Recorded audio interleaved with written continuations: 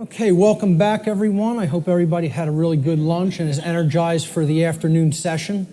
I'm going to go until about 3:20 p.m.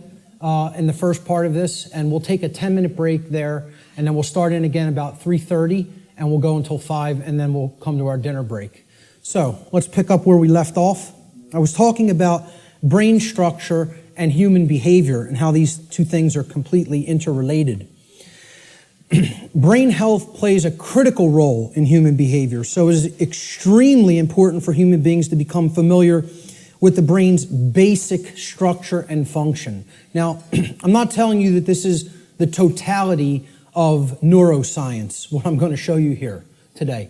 I'm saying that this is the basics. It's the essence of how the brain structure works. So this is part of understanding the physiological aspects of how consciousness works, all right? So there's three main complexes, structures, that comprise the total human brain. The first is the R complex, or the reptilian brain. So this part of the brain facilitates basic survival functions. It's the part of the brain that goes to work and becomes active when we're in what's called fight or flight mode, okay? When survival is at stake. It also controls basic motor functions and respiration, okay?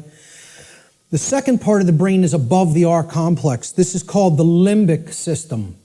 It's also known as the mammal brain, the mammalian brain. This part of the brain facilitates human emotions, and it makes human emotion possible to be felt in the physiology. It does this by releasing what's known as neuropeptides into the bloodstream through different glands that comprise the limbic brain, or what's called the midbrain also. So the final part of the brain, the highest structure structurally, and the newest part of the brain evolutionarily, it's called the neocortex. Now really what this part of the brain is really called is the telencephalon. That's what we traditionally think of as the gray matter of the brain, okay, with the hemispheres, okay? The neocortex is where all of the actual electrochemical activity that comprises our human modes of thought takes place, and that's in the outer shell of the telencephalon, which is known as the neocortex. So this part of the brain actually facilitates all human functions of thought, what we consider the things in thought that make us a human being and separate us from the animal kingdom. Higher thought functions, logic, intuition, creativity, okay? So we'll break down these parts of the brain and give you some visual understanding of them. So down here,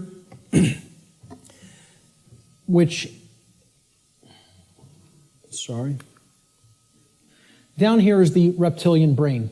It's comprised of the brain stem right here, and this part of the brain is called the cerebellum, okay? These two components together essentially comprise the R complex. So again, the R complex is the lowest consciousness part of the brain. We don't do any thinking with this part of the brain. It's the reactive part of the brain. It reacts to stimulus. It's the stimulus response mechanism. Now, up here in this middle part of the brain, these are all the different glands like the hypothalamus, the thalamus, the pituitary and pineal glands, etc., that comprise the midbrain or the limbic system. All human emotions are facilitated, are made possible by this part of the brain, okay? So this part of the brain, if it wasn't working properly, you would not be able to experience a normal range of human emotions. This is part of what psychopathy is. Psychopaths, this part of the brain is not functioning properly, whether it be from a birth disorder or whether it be from conditions over one's life that if someone has stayed in chronically has numbed out this part of the brain and it is not functioning properly anymore, so the person's not actually experiencing a normal range of emotions. This part of the brain, which again is the telencephalon, this gray matter part with all of the grooves, etc., that's the neocortex. The neocortex is the outer casing, basically, of the telencephalon, the higher brain. It's the human brain, okay? Neo means new, so it's the newest part of the brain structure as far as evolutionary development of the human being goes. So this part of the brain facilitates all higher order thinking. Now, what you have to understand about the telencephalon, or the hemispheres of the brain, is that they're first of all bilaterally symmetrical, and they generally control different functions of thought. Now, I'm not telling you it's 100%. Neuroscience is more complicated than that, okay? But in general, the left hemisphere of the brain is what governs logic, analytical thought, and scientific and mathematical thinking, and also linear thought processes, okay? Physical world tasks and details, being able to break things down and analyze them, all right? So this is taking things apart, breaking them down into smaller components and analyzing the pieces. That's what the left brain does. You could look at it as a series processor, okay? It has to go into this part first, then here, and then we can spit out the output. A linear process, like a series processor, okay? The right side of the brain, the right hemisphere, governs or generally facilitates and makes possible human creativity, our emotional makeup, okay, all the emotional dynamics of the human being, holistic thought, being able to see the big picture thinking, pattern recognition, and then things like compassion, nurturing, care, okay? Ethics, to a large extent. And I would say ethical thinking comes from a balance between the two, as we're going to get into. Now, if this left part of the brain here becomes chronically dominant, the masculine part of the brain, and again, I'm putting these symbols here. This is an ancient archetypal symbol called the blade. It's a simple upward-pointing triangle. And this downward-pointing triangle is another ancient archetypal symbol that was referred to in the ancient world as the chalice, the cup, etc. Okay? And this was a rudimentary phallic symbol, and this was a rudimentary womb symbol, representing the male and the female, or the masculine and feminine, more accurately, components of the consciousness. The idea is to keep a balance between these two. When we have a balance between the two, that's when we're operating on all cylinders, so to speak. That's when real consciousness and pattern recognition is developed. And that's when real morality and ethical considerations are also created within the personality, within the being. If this part of the brain is chronically dominant, the left part of the brain, okay, what happens is the right side of the brain is imbalanced. It's not really functioning at a higher level, okay? And the limbic brain will actually suffer that effect, okay? It will also start to shut down. So you will have a lot of left brain patterns going on and a lot of left brain processing going on. But if that's all that's happening and we're not using this part of the brain equally, the R complex of the brain is what essential executive functions are going to be routed to. We're going to be living from the R complex in a kind of stimulus response only mode instead of living from a holistic brain balanced mode, which is when we're in that balanced state, the neocortex, which governs higher order thinking and makes higher order thinking and ethical thinking possible, is what rules the personality. Okay? Now, conversely, if the right side of the brain is chronically dominant, so let's put it this way. The left side of the brain being chronically dominant, you have the controller. That's the master mentality. The right side of the brain being chronically dominant, that's the slave mentality. That's the I won't stand up for myself and I'll just accept everything. The total new ager, in other words. Okay? So this part of the brain, if it's chronically dominant, the opposite happens with the structures of the brain. The R complex will shut down. It will suffer. Okay? It will not work properly, which the R complex is necessary. It makes you stand up for yourself when you're under attack. Again, it's the fight-flight response. In a dangerous situation, you've got to know whether you're going to fight whatever's attacking you or whether you're going to get out of dodge and run away. Okay? That's a survival mechanism that's necessary when there's danger. So when this part of the brain is chronically imbalanced, the R complex gets shut down, People freeze, essentially, and they don't stand up for themselves and take action. What's happening is they're being ruled by their emotions. And again, the limbic brain governs all emotions, positive and negative. So that's compassion and that's fear. It's any possible human emotion. The midbrain is what's ultimately facilitating that emotion in the physiology. All right? So if this part of the brain is chronically dominant, the opposite happens. You go into slave think, you shut down, you freeze, you're ruled by the emotions, and you don't stand up for yourself. So, the neocortex of the brain has two hemispheres. The left brain largely facilitates logic and scientific thought, while the right brain hemisphere largely facilitates creativity and compassion. When both hemispheres are in balance, the neocortex acts in its proper role as the executive command center of the whole human brain. And that's when true intelligence is born. Now, true intelligence is a concept that I think more people really have to understand. People have equated intelligence with intellect, especially in the Western society. All right? Intellect is not intelligence. Let me say that again. Intellect is not intelligence. Intelligence comprises more than intellect. Intellect is left brain understanding.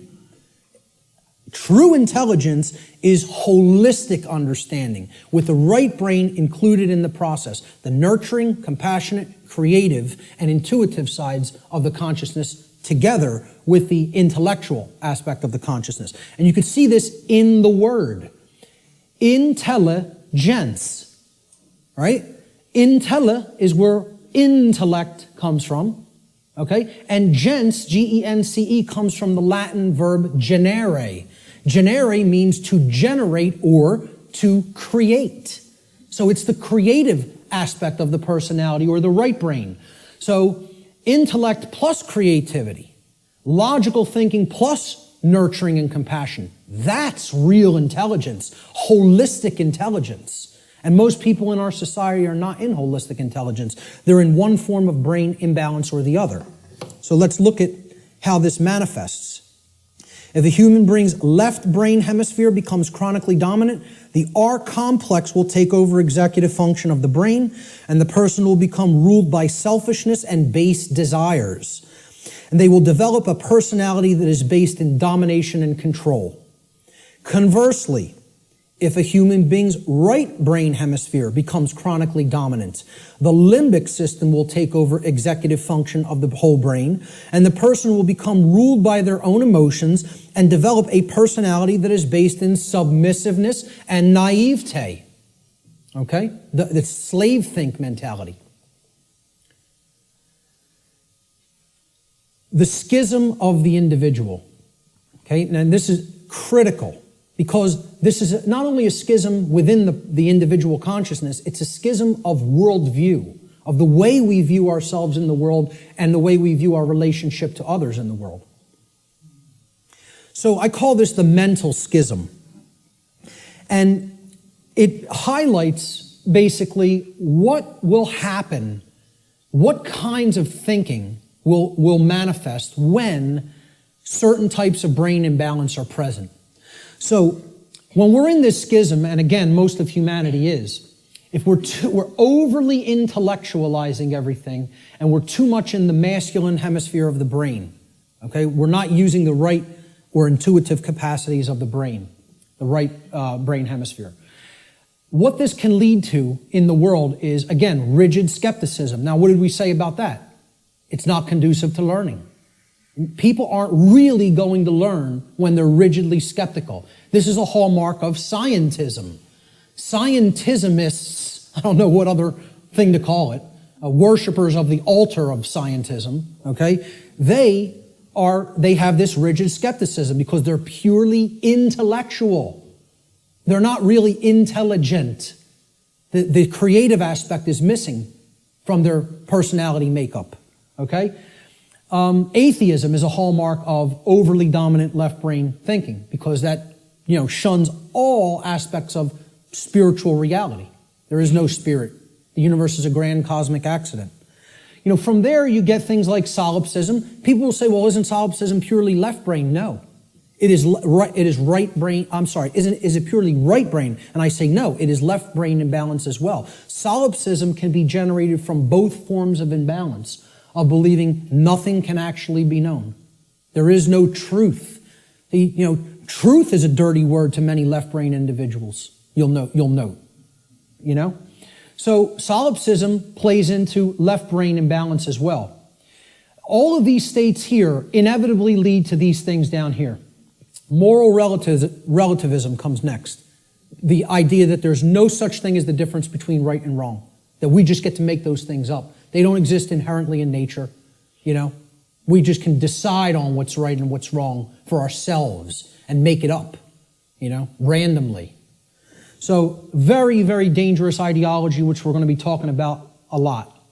Social Darwinism inevitably comes after that, all right? This is the idea that a certain class of society can get to direct how the lives of everybody else will go because they're the intelligentsia, so-called, okay? Or the intellectual people, really is what it is, the over-intellectualizing. And we'll direct society because we're the fittest. Like Darwinism postulates the survival of the fittest, well, social Darwinism postulates the survival of the most socially ruthless. And many people believe that's the natural order. They believe that's the natural order, and nothing could be farther from the truth. What that is it's the psychopathic chaos. It has nothing to do with nature, and it has nothing to do with order. It's the exact opposite. So, this state, and these are hallmarks of dark occultism as well. Okay? I think I should know a thing or two about it, as I was a priest in it for almost 10 years. I might know a couple of things about Satanism. Okay? So, moral relativism is one of the big tenets of Satanism. It's actually one of the pillars of Satanism. Social Darwinism is highly praised and valued in Satanism. And eugenics. Okay? Because if people don't understand what eugenics is basically people, who have gone so deep into this form of left brain imbalance that they believe they're God and they can get to decide who lives and who dies. That's really what it is. We will control who breeds and who does not get to breed, who gets to live and who does not get to live. All right? That's essentially eugenics in a nutshell. And again, these are all authoritarianism, forms of authoritarianism. Okay? And it's the idea that man is the author. Man is the creator. Man is the God. Man will make the law. Man will decide who, life and death at any given moment. We will decide what's right and wrong, etc. That's essentially what all of these forms of thought are. Extreme left-brained imbalance. And I was there. I was in this state in my life. I was in it for years. For years. All right? Let's look at the other form of imbalance. If the right side of the brain is chronically dominant, this leads to, similar kind of imbalance, but in the exact opposite form. The brain is still completely imbalanced, therefore the person's not in a high state of consciousness. They're completely unconscious to what's really going on within them and around them. But the manifestation is generally the opposite of the left brain forms of imbalance. So if you're in real right brain imbalanced state of consciousness, this will lead to naivete, believing anything you're told, accepting things from quote unquote official channels and official sources without actually checking into them for yourself. Blind belief. You'll believe the next religion that comes along. We just have to tell them what they want to hear, and I'll believe that. So, New Agers are basically in this category: naivete and blind belief. People who trust government, of course, are in that category because, again, it's about creating the masters and the slaves. That's what brain imbalance is for, and that's why the controllers want to propagate this imbalance and keep it in place. Again, religious extremism, that's hallmarks of right brain belief, right brain imbalance. Solipsism, no such thing as truth, all from right brain imbalance as well. Feelings of unworthiness, self-loathing, accepting orders from other people, being an order follower. We're going to have a whole section on order followers later and how this is the exact opposite of anything virtuous. For people that believe order following is some kind of a virtue, I don't know what to tell you, but it's the thing that leads to all evil in the world.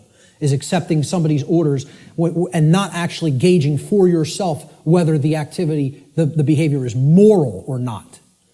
Okay? And it creates a willing slave. This form of imbalance is ultimately generating a willing slave, whereas this form of imbalance is ultimately generating a psychopathic master. And they're all forms of mind control. It's just another aspect of how mind control works. The propagators of mind control are just doing this to keep that imbalance present in one form or another. They don't even care which it is. As long as they have some that are imbalanced toward one direction and some imbalanced toward the other direction, that's how the dynamic plays off against itself.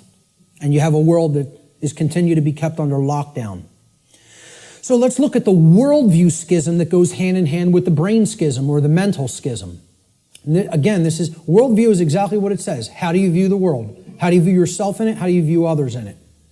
Well, when there's chronic left brain dominance, the worldview that emerges is one of randomness. And again, this is a hallmark of scientism.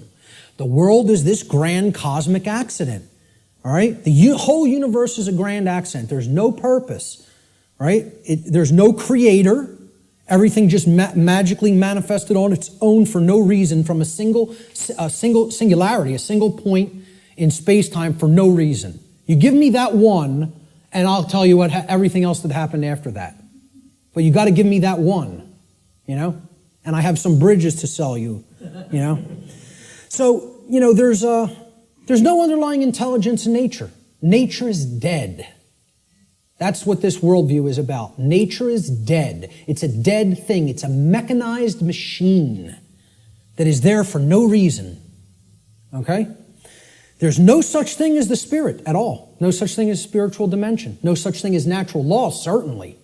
Because for one to accept natural law, well, where does it come from? You know, I ask people like whether they accept that natural law exists or that, you know, there's actual objective truth and morality, and like 2/3 of people don't accept it. They don't believe that it exists. They don't think there is objective reality and objective truth and objective morality. You know, they think it's all relative and we get to make it up. I've actually done a psychological, small psychological profiling or study, you know, just asking people this question at random and collecting results and analyzing them. We're at about 2/3 of people who are moral relativists and believe that truth is relative also, that it's not objective. Okay? Now, you ask the same people, do you believe in karma? 88, almost 90% of people believe karma is real and it exists. So I'm like, I can't believe this. You're going to tell me that there's no such thing as a real difference between right and wrong. They're constructs in the human mind is what they think. Right? And simultaneously holding in their mind the idea that karma exists. Well, I asked them the question, what put karma in place then? You believe it exists. What force created it? What made it? What put it in place? And they have no answer for that. You know, they intuitively believe karma exists, but can't answer where did it come from? Because that would involve a creator.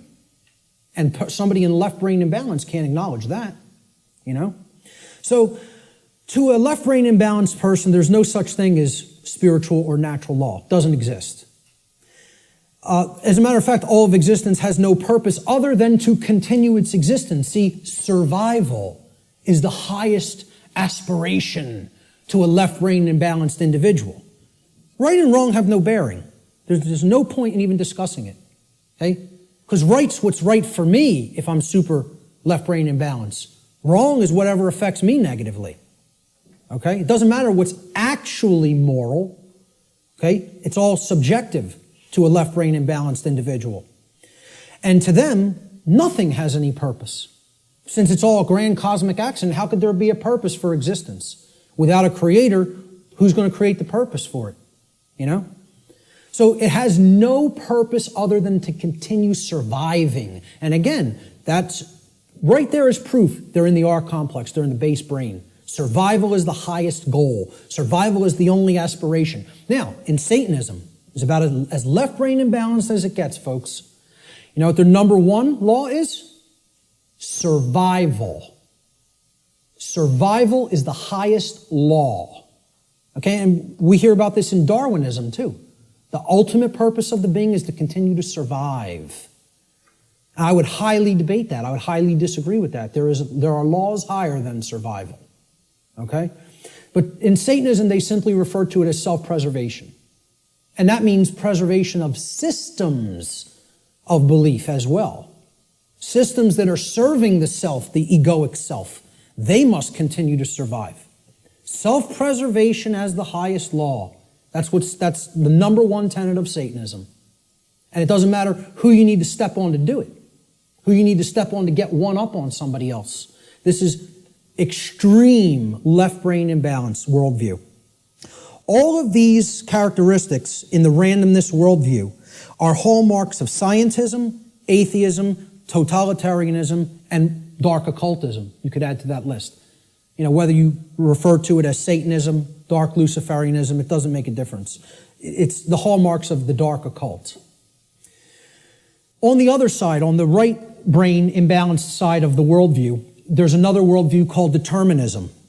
Okay, determinism is based in right brain imbalance and is defined by, in general, helplessness, religiosity, and the dismissal of free will. This worldview will eventually lead to a society of blind order followers and willing slaves who accept their conditions as their lot in life. So, hallmarks of deterministic worldview. God controls every event in creation. Nothing happens at random. There is no free will. So you can never throw anything a curveball through free will. Every event is preordained. Okay? And religionists believe in this. See, I like to say, my presentation is going to piss everybody off. And that's what it should do. Because if you're in one of these forms of belief systems, it represents one form of imbalance or another. So people who believe in government and science are in that left brain imbalance. They're going to get pissed off that I'm talking about that form of imbalance. And then the people who are in religion and the New Age movement, they're in that right form of imbalance, so they're going to get pissed off at that. Good. Let them all be pissed off. The truth will piss you off, and then it will set you free if you accept it. So, you know, all occurrences are preordained. Free will is an illusion. No, you know who just said this in his latest book? Stephen Hawking, who you would think is the most left-brain person that you could think, worships at the altar of scientism, believes the universe is a grand accident, okay, and a mechanized machine, okay? It's like this comes full circle. It feeds off of each other like a feedback loop, these forms of imbalance. He went so far through left brain imbalance, he's so in the left brain, that he actually developed the hallmark of right brain imbalance, which is that there's no such thing as free will. No such thing. Since it's all a mechanized machine and there's no consciousness, there can actually be no choice. We are actually robots controlled by matter. Hawking believes this. He actually wrote this in his book. He said free will is as dead as God. Okay? And millions of people buy this moron's books, and I'll call him a moron right to his face. There's not a drop of intelligence in that man, and people think he's one of the most intelligent people in the world. You might be one of the most overly intellectual people in the world, but you have no wisdom at all. Zero, if that's how you think. And again, put him in front of me and I'll tell it to him to his face. Okay? Because these people actually believe he's smart. That person isn't smart. He's dumb. He's intellectual, but that doesn't make you intelligent. Okay? He has no part of the big picture. None. Just because you can theorize something and visualize it and calculate it mathematically does not make you an intelligent person. That means you're great at using the intellect. You're great at mathematics. You're great at linear and logical thinking. That does not make you wise. All right? So, you know, this to continue with the right-brained imbalanced worldview, since God controls everything in creation, nothing is possible to change. Human beings are powerless to create change. Everything is being made to be this way by God. This is what religionists and right-brain imbalanced people think. So, therefore, why take any action? Action is ultimately meaningless. A big hallmark of the New Age community, because it's a religion. You know, the Course in Miracles. Oh, we just need to accept everything the way that it is, right, folks? Doesn't make a difference if evil is running amok in our midst. No, accept it all. Don't try to change a damn thing. Take no action, just observe. And see how far deeper that gets you into bondage. Because that's the best way to get real deeper into chains. Okay? So these are all hallmarks of religious extremism and what I call simply slave think. Because that's what it is. Let's not euphemize anything. Let's call them what it really is. This is master think, that's slave think. And if you want a world that continues to propagate slavery, you'll stay in one of those forms of brain imbalance. And this right brain imbalance, in addition to religious extremism and slave think, is the hallmark of the New Age movement and their followers, their religious followers. Now, there's a balance that is struck between these, okay? And that's what everything really is ultimately about, creating a balance. Because there are components to these two worldviews that if they come together, it shows us what the truth is. And here it is right in the middle here. There is a deterministic component to reality, and there is a random component to reality, existing in cooperation with each other, in conjunction with each other. The deterministic component is what I'm talking about here today and referring to under the banner of natural law. That is determined. It is law. It is set. You're not changing it. It works that way flawlessly 100% of the time. That's determined. Natural law is determined. Okay? It's the deterministic component to reality. Then there is a randomness component to reality that works continuously in conjunction with natural law. And this is a little thing called free will. Our ability to choose our behaviors, to do certain things and to not choose to do certain things. And we have it. Every individual has it, no matter what position, no matter what situation they're in. I don't care what institution you're in. I don't care who you've listened to up to this point. I don't care what background you come from. I don't care what economic class you come from. Every single solitary being that is capable of thinking at all is gifted with free will.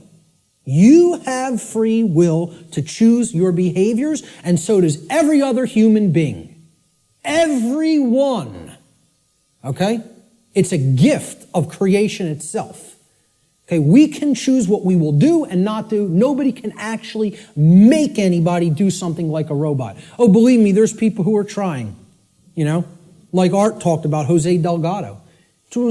Was searching for means to electronically, directly control through chip implants and stimulus through chip implants in the brain, human behavior. Like a robot, to put a technology into the brain to control the behavior of the individual.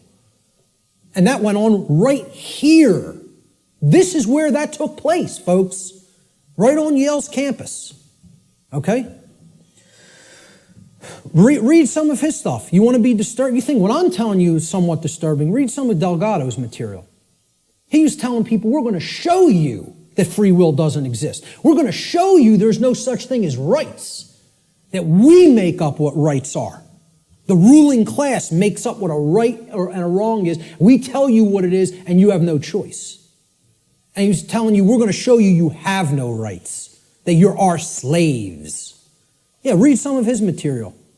And an excellent book, Art recommended too, Jim Keith, Mass Control, The Engineering of Human Consciousness. If you haven't read that book, get it and read it. And that's just an introduction.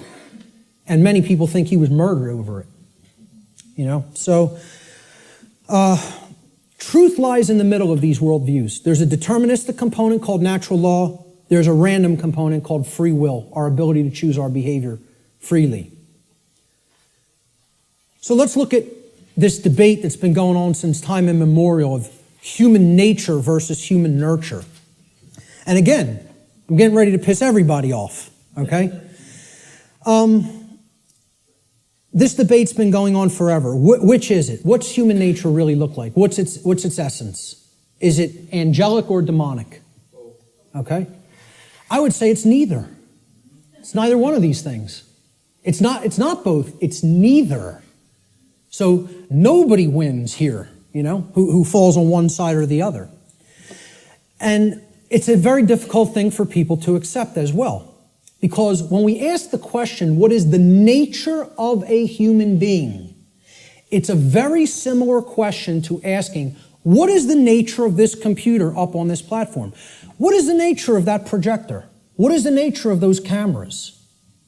Well, can I actually say what the nature of these things is? It's a computer. Its nature is to compute information. What is the nature of that projector? Is it good? Is it bad? Is it angelic? Is it demonic? Is that projector demonic? No. Its nature is that it projects imagery. What is the nature of these cameras? They capture imagery. That's all. So what's the nature of a human being?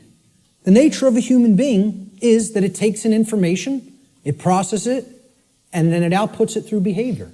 And as we're going to see, that's very much like a computer. I'm not saying that it is a computer. I'm saying it's like one. Okay? So human nature is neither inherently good nor inherently evil, as many people think fall on one side of this argument or the other. Instead, we should consider the operating conditions or the environment in which human beings exist, which influences behavior to a great extent, thus creating the current human condition. That's why it's called the human condition. It's not called, the situation we're in is called the human condition. It's not called the human nature. Okay? It's called the human condition. There's a reason it's called a condition. For any condition to be in place, well, hey, what condition is my computer in right now? What condition is my projector in? What position is Richard's cameras in? They're in operating conditions. They're doing what they're supposed to be doing because they've been kept up in good condition. Okay? In the example of my computer, it has a working operating system without malware on it. Okay? It has software that does the job, that does what I'm asking it to do properly without bugs. Okay? Those are the conditions. The operating conditions will determine how does it perform? What kind of output can it put out into the world? All right? So, again, what I'm saying here is that human beings are like computers. Not that they are computers. Let me just state that emphatically. We're not computers. We're like computers. Okay? We are programmable. That's the nature of a human being. How many people have ever heard anybody say that the nature of a human being is that a human being is programmable? To my knowledge, I'm the only person or researcher that is calling that human nature. Our nature is that we can be programmed. And there's another thing. That's another thing people don't want to hear. They don't want to hear this because they liken it to a mechanized machine. And I'm not saying, again, to emphasize, I'm not saying we are computers. I'm saying we're like them in the ways that we can be programmed. So what gets put into a person through the environment, which is called the culture, all right, and becomes their programming, determines what they will output onto the screen, which is called human life. And that will create the human condition in the aggregate as more and more people operate that way. All right, so let's look at how this works. Human beings are programmable much like computers. Like a computer, if a human being has a bad file system format, that's the first thing you do when you're going to get ready to use a computer. You have to format the drive. How many people here are somewhat techie? Not many. Okay, about a quarter to a third. All right. So some people will know what I'm talking about here. For the others, excuse the jargon for a moment. All right, I'll explain what it is. A file system format is you got to format the hard drive so you can prepare it for a specific operating system, which is basically the task controllers. It's going to control what happens on the computer, how programs get launched, how memory is used, etc. in a nutshell. All right, I do this for a living, so I know all the technical stuff. So I'll try to keep it simple. So if the human being has a bad file system format, right? This is akin to the operating conditions during a child's formative years, the first 6 years of their life, essentially. Now, think about it. We call this their formative years. Their formative years. like a format on a hard drive, because this is what puts the file system into the human being, that prepares it for its operating system. Okay? So, largely, what programs the child at this stage is the parents and what they will see in their immediate environment and home and during their very early years in, quote, schooling. All right? Now, if, like a computer, if a human being also has a bad operating system. Now, this is like Mac OS, Windows, Linux, etc. Android, iOS. These are operating systems. Again, they are basically providing a platform that other programs will run in, and they're providing a graphical user interface. This is your culture. The operating system is the culture in which the programs run. Okay? So, let's say if you have a bad operating system, meaning you're already surrounded in a bad environment, in a bad culture, right? That's also going to negatively impact the output. And then they have bad software programs. Now, these are the programs that you run. Now, if I didn't have a good presentation piece of software, my presentation might come out sloppy. It might crash in the middle of it. It might not display the graphics or the text properly. Okay? So you got to make sure you're working with good, reliable software as well. Now, what the software is the belief systems, what the person has taken into the mind and is processed and made part of themselves. And now, if all of those things are bad, we have three bad components. The format is bad, the file system format, which is the formative years of the child. Okay?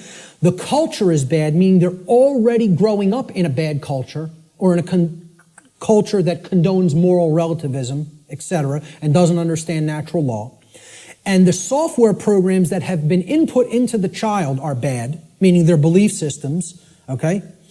What do you think the output of that, quote, computer is going to be like? Is it going to be good? Is it going to be chaotic? If I screw up my system's hard drive format, if I put an operating system that is like at alpha state and it's not ready for prime time because the development's not finished, it's half-baked, okay? And then I load crappy software that's full of bugs and the developers didn't really care about programming them correctly. Do you think that computer is going to operate properly and give me the output on the screen I'm looking for, or output on the printout I'm looking for, or output on the internet that I'm looking for? Good luck. If you know a little bit about computers, you're laughing now because it would be ridiculous to assume that it could do that. Well, why do we think that we're going to have that in our environment when all of these things are badly programmed?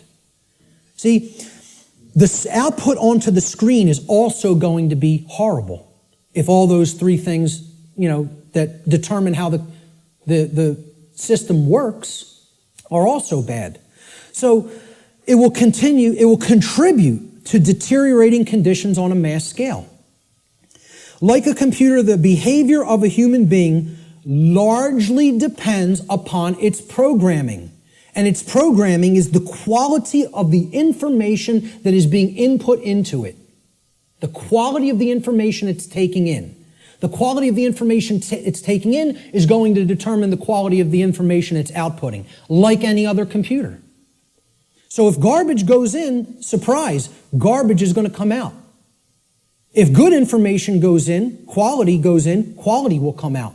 And the output will be as one wants it to be. It will be able to process and create efficiently, effectively, not chaotically.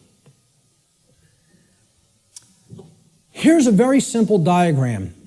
Again, if people understand it, they really get how natural law functions. And again, it's very unpopular. People don't want to look at what the bottom base foundation or platform of this structure is. Because once again, this idea that knowledge is what's required makes many people upset because they want to believe they're going to achieve these things they say they want without doing the work to acquire that knowledge and therefore understand the requirements for obtaining those conditions. So we start with available information. And when people look at what I'm going to describe here, they will recognize it as something. And I'll hold what that is for a moment. Available information is what you're starting with. This constitutes potential knowledge. And it can become knowledge if it's taken in, if it's amassed, if it's aggregated. okay? It can be gathered, it can be processed, it can be understood, and then it can be acted upon. You could call this the grammar stage of this three-part process I'm going to explain. Okay? You could also refer to this as the input stage. If we're looking at it in a computer model, this is the stage of inputting information or programming something. Okay? Now the next step that's built upon this is once you've taken information in, necessary information, you then come to a position of understanding it. You know what it means, you recognize the patterns. All right? So this is the second step in this process. Now, your understanding or lack of understanding, okay, now in the first stage, your knowledge or lack of knowledge is going to lead to understanding or lack of understanding. If you have understanding present, your decision-making processes are going to be in harmony with what you say you want. Okay? You're going to understand, if here's what I want, this is what's necessary to get that, to make that happen, to manifest it. That's understanding. It's a decision-making process that happens within the mind. These processes take place in the human mind and are chosen by each individual based upon available information. So again, you can see if information is held back, if it is occulted, or even if it's just people are dissuaded from taking it in because people will say, no, there's nothing there, there's nothing to it, right? You could see how they'll never get to this step. They'll never understand. They'll never get to the second level of creating our reality, all right? Effectively, efficiently. The third stage to this process is what you do with what you have come to understand, to know and understand. So this is the action stage, okay? Each individual's behavior, the behaviors that they choose through their own free will, is based upon the quality of their decision-making processes that are happening within the human mind. Okay? That process, as we've already seen, is in return based upon the quality of available information. So this is behavior. See, people don't think of wisdom as behavior. They don't think of wisdom as action. They think of it as something that you just know. No, wrong. Wisdom is not knowledge or understanding. Wisdom is action. Let me say this again. Wisdom is action. It is knowledge and understanding that has been applied. Application. That's the program that you're going to run on the computer that you've put an operating system on and formatted properly. The application is the action. When you're working in a computer doing things, you're working in an application. You're not building the things you're building with the operating system. The operating system is what's supporting the program that allows you to be creative. Okay? And in return, the file format supports the operating system. So, we start with available knowledge. That can be converted in available information, which can be converted into knowledge, which can then, through decision-making processes and filtering of that information to eliminate inconsistencies, can lead to an understanding. In continuation, the understanding can then lead through our free will decision-making processes to be converted into behavior, into action in the world. That, when it's done properly, it's wisdom. When it's done with morality and ethics in mind, it's wisdom.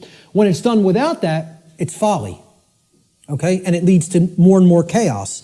So, based upon these three processes, something is generated. Something is created in the physical manifestation, physically manifested reality, the real world, so to speak.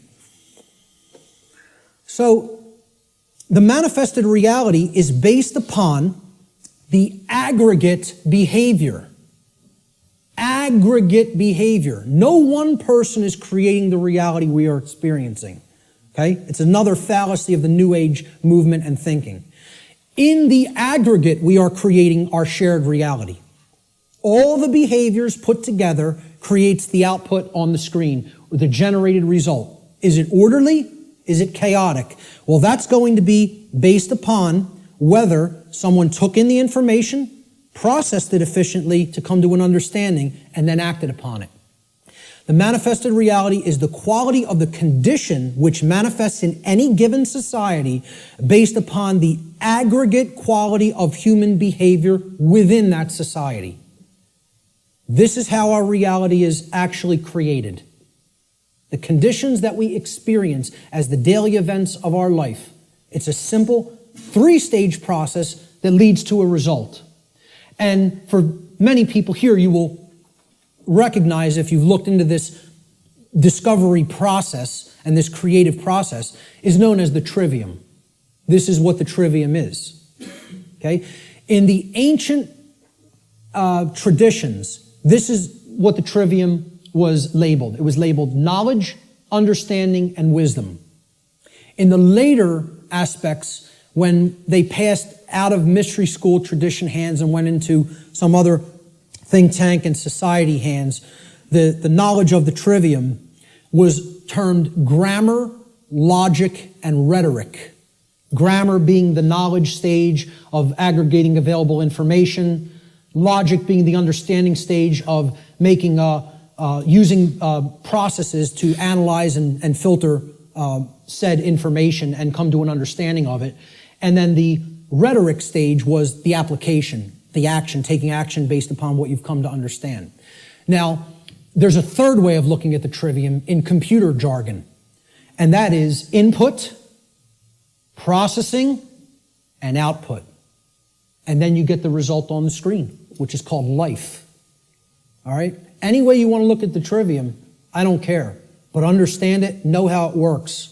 Okay? Because this is why a big part of why we're in the situation that we're in is that the trivium methodology of truth discovery has been completely obliterated from public consciousness.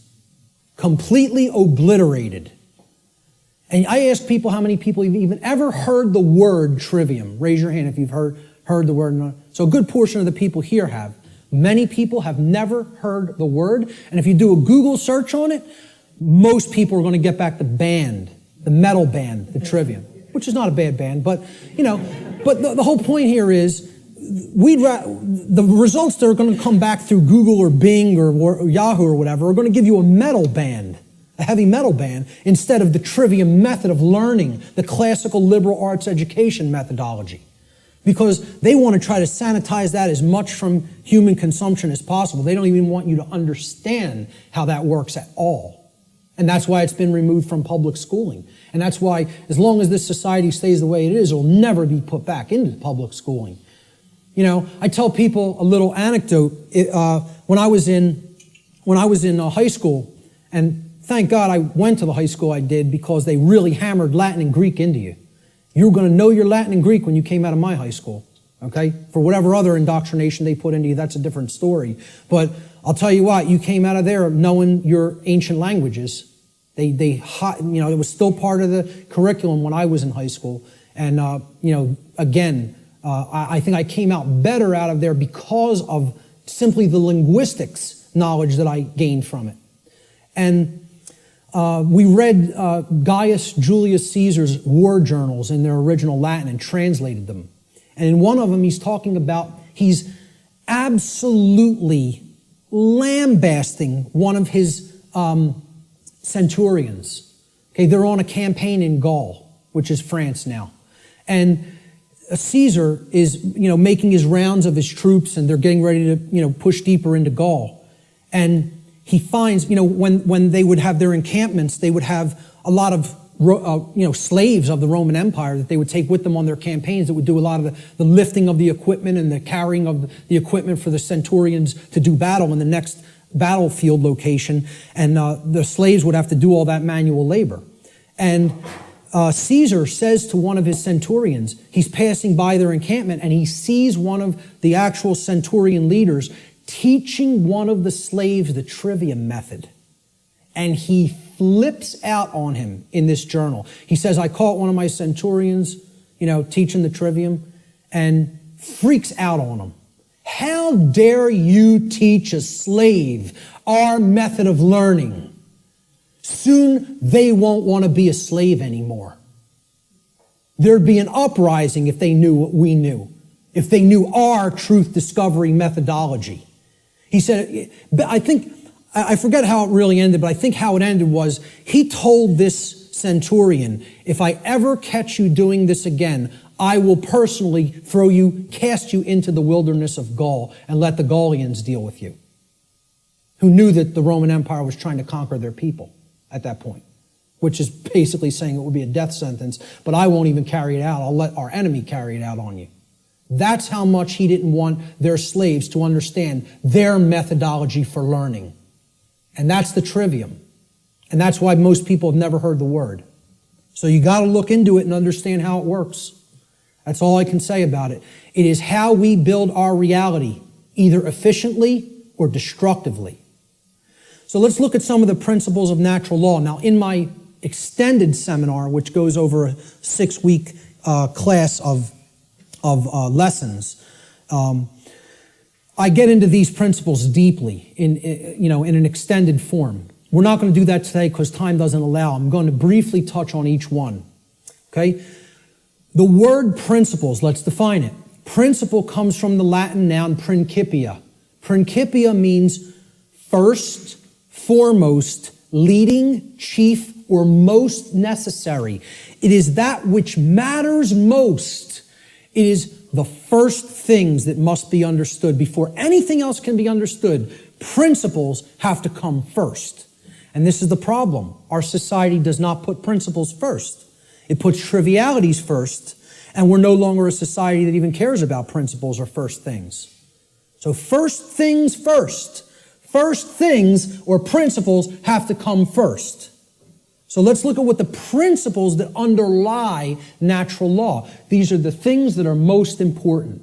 That's what principles should mean to people. If we ask people to define what a principle is, first thing they should say, that's the most important thing. The most important thing in my life. Now, when in the natural law seminar, we did a homework assignment, we asked people what the most important thing was to them. Very few responded with principles. Most people responded with saying that people or the family was the number one response. The familial connection was more important to them than principles. Now, when people hear me say that that's backwards, they'll say, how cold are you? That's so cold, okay? What I'm telling you is that the familial connection, no matter what it is, between a mother and a son, a mother and a daughter, a father and a son, father and a daughter, husband and wife, doesn't matter as much as principles. I'm not telling you they don't matter at all. I'm telling you have to put principles first. Otherwise, those relationships are just meaningless. They don't really have any real value unless they're based upon principles first, which is why so many relationships are dysfunctional. Principles have to come first before you can even build a solid relationship with another human being. So, let's look at what some of the principles of how natural laws work first before we can actually find out what the expressions of these laws are in our lives, which will be the next section. These are what I call the general principles of natural law. Natural law is expressed through 7 basic underlying principles, plus what I have referred to as an 8th or hidden principle, which you hear very few other researchers, even people who are studying this from the occult perspective, who are studying this from the consequentialism perspective, you very hear them incorporate the 8th and all-encompassing principle, which I'll get to last here. This 8th principle, which I call the lost principle, binds all the other 7 principles together. All right? These principles together constitute a master key through which universal wisdom, including the knowledge of the requirements to obtaining what we desire, is then unveiled or de-occulted. When people ask me, well, what do you consider yourself in your performance of presenting what you present? I tell them, I consider myself a de-occultist. I'm no longer an occultist. I'm a de-occultist. I'm attempting to take this information out of hiding. It's been hidden. The hiding of it is destroying the fabric of our society and putting us into bondage. It needs to come out and be non-hidden. It needs to be unveiled and shared widely and freely with anybody who's capable of accepting it and comprehending it now. Because we're not in a position where we could wait longer. We're at the precipice. Okay? There is a moral obligation to bring this information to the public now. Okay? So, I consider myself a de-occultist.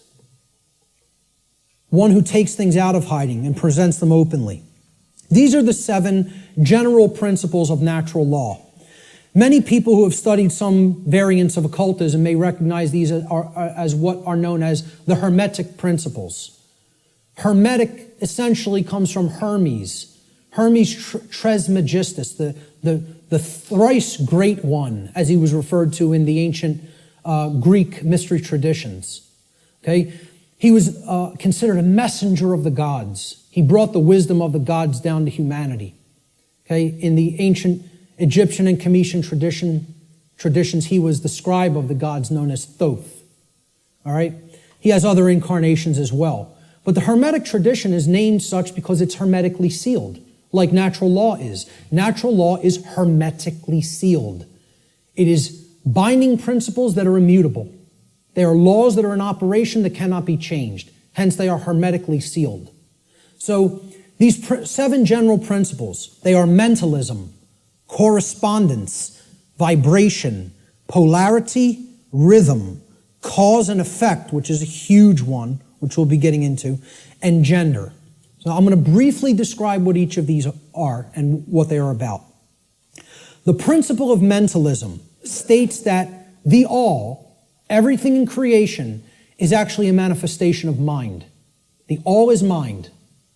Okay? What this means is everything that happens has to be a result of a mental state which preceded it. Everything. For anything to exist, thoughts had to form first, and then they formed the physical reality after. The universe itself is a mental construct of the Creator. Thoughts lead to the manifestation of things and events. Thoughts create conditions. Thoughts create things and conditions. They cannot just magically manifest themselves. Thought comes first.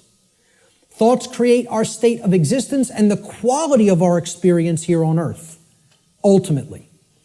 Therefore, be responsible for everything. We should be responsible for everything that we create by being responsible for that which we think. Because the thought processes are what are driving the behaviors. People behave the way they do because they have certain belief systems embedded in the mind and running like a program. Their thoughts and their emotions are driving their actions. So the behavior is not magically suddenly going to just change. The thoughts and emotions have to change because they're the driving force behind the behavior. That's when reality will change. See, people don't want to hear that, once again. They don't want to hear, if you want to change reality, you, yourself, have to change the way you think. Because the way you think is not conducive to the requirements for getting what you say you want. They're doing the exact opposite of that in many cases. So that's the principle of mentalism. The principle of correspondence states that that which is above is similar or like to that which is below. So what this means is that which is below, and that which is below is like to that which is above. It's a mirror, okay? The above is like the below is like the above, all right?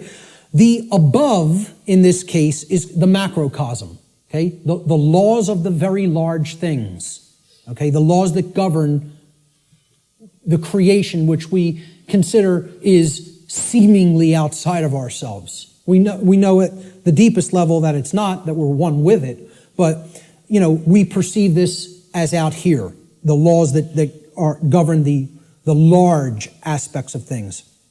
So the macrocosm, or the very large, the totality of everything, and the microcosm, which is the very small, or the individuated units that comprise the whole in their aggregate, okay? They are reflections of each other. They cannot be separated from each other. As one goes, the other goes. The universe is actually a holographic system, okay? It's a hologram is an image, okay? You pass a laser through it, and it then projects a 3D image, okay? It's like a flat image, and it projects a three-dimensional image. But the aspect, why they call it a hollow, like holistic, hologram, holistic image, is if you break a hologram into multiple components by cutting it. So if I take a hologram and I cut it in 4 pieces, you don't have a quarter of the image on one part of the hologram and a quarter on the other and a quarter on the third and a quarter on the fourth. You have 4 whole images that only lose their resolution by a quarter. Okay? So everything is contained in all the smaller parts. Okay? That's like the reality that we're living in. Our universe is a holographic one. So the universe is inside the individual. And the entire universe is like an individual. They're reflections of each other. To know the workings of the individual will help lead us to an understanding of the macrocosmic laws. Similarly, to learn the macrocosmic laws will help us to learn the way that consciousness within the individual functions. These two things cannot be separated from each other. And once again, as I said near the beginning, that's what occulted knowledge is. The knowledge of the occult is how the microcosmic world works, which is the individuated consciousness, and how the macrocosmic world works, which is natural law. So the other part of the principle of correspondence is that our reality is also fractal in nature. Now, if you studied fractals, these are self-similar mathematical generated patterns. Okay? We see this through things like Fibonacci sequence in mathematics, and this is repeated endlessly throughout nature. Okay, so you look at the structure of the atom, and it's similar to the structure of the solar system, which is similar to the structure of the galaxy. They work the same way. They look the same. You pull back enough, you'll keep seeing the same pattern repeat. Everybody ever see the movie that was done in, I think, the 1970s or 80s? It's a short, like 10-minute clip. It's called Powers of 10. Has anybody ever seen this? Yes. A couple people. Watch this movie, Powers of 10, and you'll understand what I'm talking about when I say that the universe is fractal in nature. Brilliant movie. It will blow your mind. Real short, 10 minutes long, something like 9 or 10 minutes long. They basically zoom up into the cosmos to show you how everything is self-similar. Then they zoom down into the cells of a human being and in the atoms that comprise the hand and cells of the hand, and show you how everything is similar there, all the way down to the atomic level, okay, and the subatomic level. So, the universe is both holographic, meaning that the whole is contained in the parts, and vice versa, and it is fractal or self-similar across all scales of its existence. That's the principle of correspondence. The principle of vibration simply states that there is no such thing as rest, as dead or non-motion, okay? Death, in that sense, is an illusion, because true death would be the cessation of all motion and energy. There is no such thing. It doesn't exist. You cannot go anywhere in creation where something is at complete rest. Okay? And I joke around about this. Barb tells me funny stories when she comes home from work, and she's trying to, enlighten some of the other RNs that she works with.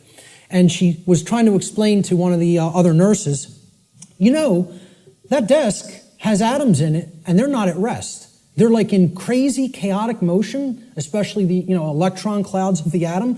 And if you look at it at a deep enough level, you would see it's like, chaos going on, and it's all kinds of motion happening, seemingly at random. And the other nurse goes, Barb, you're so crazy. What I say to that is, how could you have made it to nursing school and not ever have even considered the concept of the atom? Right. And it's amazing. She actually thinks the perceived stillness is actual stillness, and didn't comprehend. If you zoom into that with a powerful enough microscope, you're going to see all kinds of motion, and nothing's at rest. And she thought Barb was the weird one for trying to explain that to her. Okay, so there is no such thing as true rest. It doesn't exist. If something's in existence, it's in motion.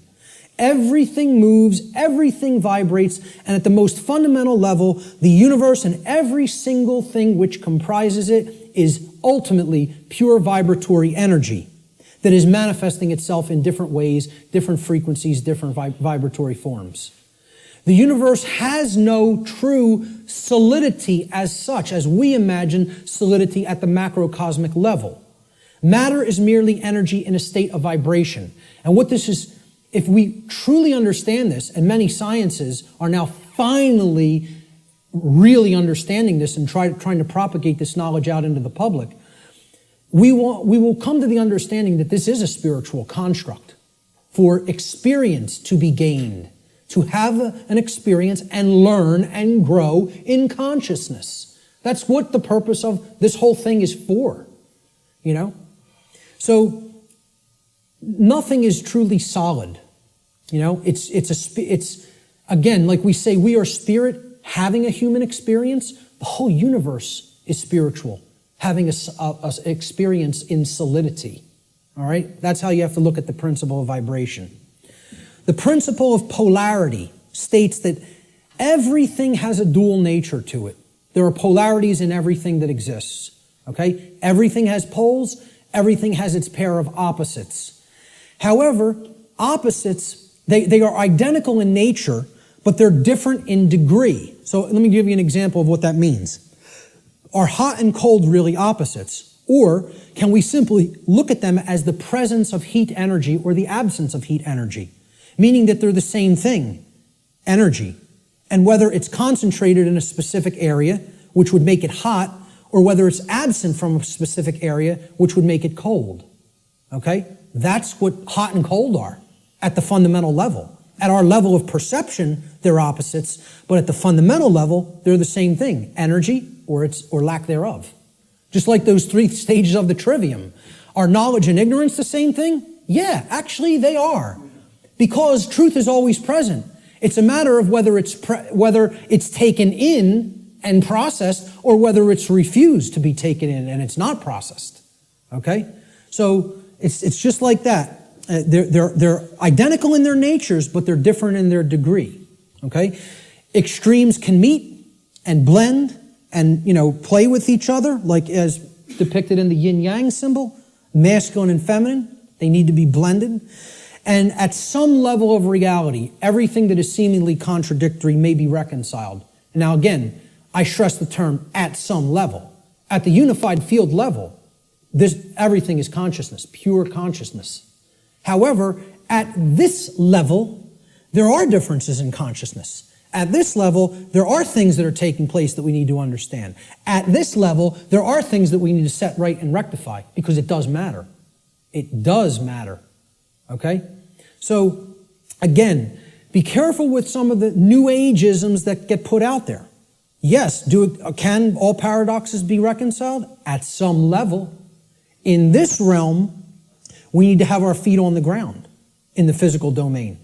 This is the concept in the Hermetic tradition, which is where a lot of this understanding derived from.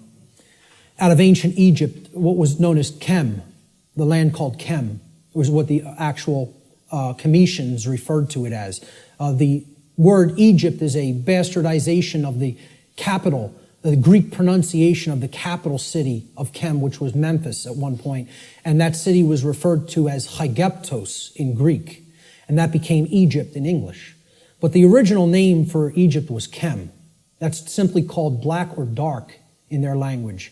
It was the black land. And we get the word alchemy, which means, again, from. Okay? It means from the black land. Al-Kemet, which is where alchemy comes from. And that means out of darkness, this knowledge will come and bring light. Because a lot of these mystery tradition teachings do come from Kem. And also the people who took it from Kem and started to propagate it in other areas were the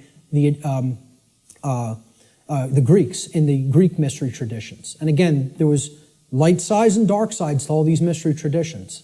Okay? There were some who used the knowledge wisely and tried to propagate it and tried to elevate human consciousness, and there were those who wanted to use it selfishly for their own benefit and to control others. So my point was that in the Egyptian mystery tradition, I lost my train of thought there. I'm sorry. I was talking about all paradoxes may be reconciled at some level, and I brought up the mystery traditions. I can't remember why I went into that, so I'll just keep going. Let's look at the principle of rhythm. Everything flows out and in. Everything has its tides. All things rise and fall. Okay, so everything has a rhythm to it or a swing to it. There's tendencies that exist in energy. The pendulum swing manifests in everything that we undergo, everything that we perceive. The measure of the swing to the right is the measure of the swing to the left. It's just an opposite. It's perceived as an opposite. Rhythm will compensate. Now, how this should be understood when we are talking about natural law is many people will say, well, that's just the way the tendency is moving us. It's just the way the tide is taking us, right? But that's not really accurate. Okay? We can't look at these things as that the rhythms are set in stone and it has to be this way now, right? One of the things that a lot of the Hermetic tradition taught regarding these laws, these principles, were they can be overcome by higher levels of consciousness. Okay? This one was one of them. Rhythm is a principle that is a tendency for something to swing a certain way. Let's liken it to genetics. You know, if you look at some newer biology, a lot of modern biologists are suggesting consciousness plays into whether a gene activates or not and expresses a certain condition. Well, this is the same way. There's something that can be done about the swing or the tide. Okay? Let's look at it as you have a boat. You want to row the boat out to sea, right? You have to get past the tide. You have to get past the breakers and the waves. And if that tide's really strong at high tide, it's going to be very much more difficult. You're going to have to expend more energy to get it out to sea. If, however, you were taking it when the current's moving out to sea, okay, there's a flow that's moving outward deeper into the ocean, and you start rowing that boat then, you're going to be able to do it much more easily. Okay, so if there's winds pushing along a plane, it's going to have to expend less energy. It's going to get there more quickly, okay, because it's adding to the energy. If, however, you're flying against the wind, you got to expend a lot more energy. It's just a tendency. You can still get to where you want to go. You may just have to exert more effort. Right now, we're in a tendency of things are not flowing, okay? It's an ebb, all right? And it's something that needs to really have more energy put into it if we're going to resist the tendency. It doesn't mean nothing can be done about it. It doesn't mean it can't be overcome. It means at the time we're living in, okay, we want to make this motion go in this direction, but its tendency is to move in this direction. So more will is required at this time to move the consciousness. At other times, the consciousness may be flowing in a positive direction and it may take much less energy in order to move that consciousness forward. However, we're not living in that time. We are living at what many researchers have called the Kali Yuga, or the age of darkness and destruction. You know, this is the point that resists the flow in consciousness the most. And it's going to take an enormity of effort to break down these pre-existing belief systems that don't serve who we are. So that's the principle of rhythm. This is the principle here in natural law that most fits in with how I'm using the term natural law today, cause and effect. Many people, again in the New Age community, don't want to believe that there's causes and effects, and that effects are driven by causes that, come first and then manifest conditions. So the principle of cause and effect simply states that every cause has its effect and every effect has its cause. Every single thing that occurs happens according to law. All right? Chance is a name for a law not recognized. There are many planes of causation, but nothing escapes the law. So again, is there free will? Yes, there is free will. But is there free will to ignore law without consequence? No, there is not. That's the limit of free will.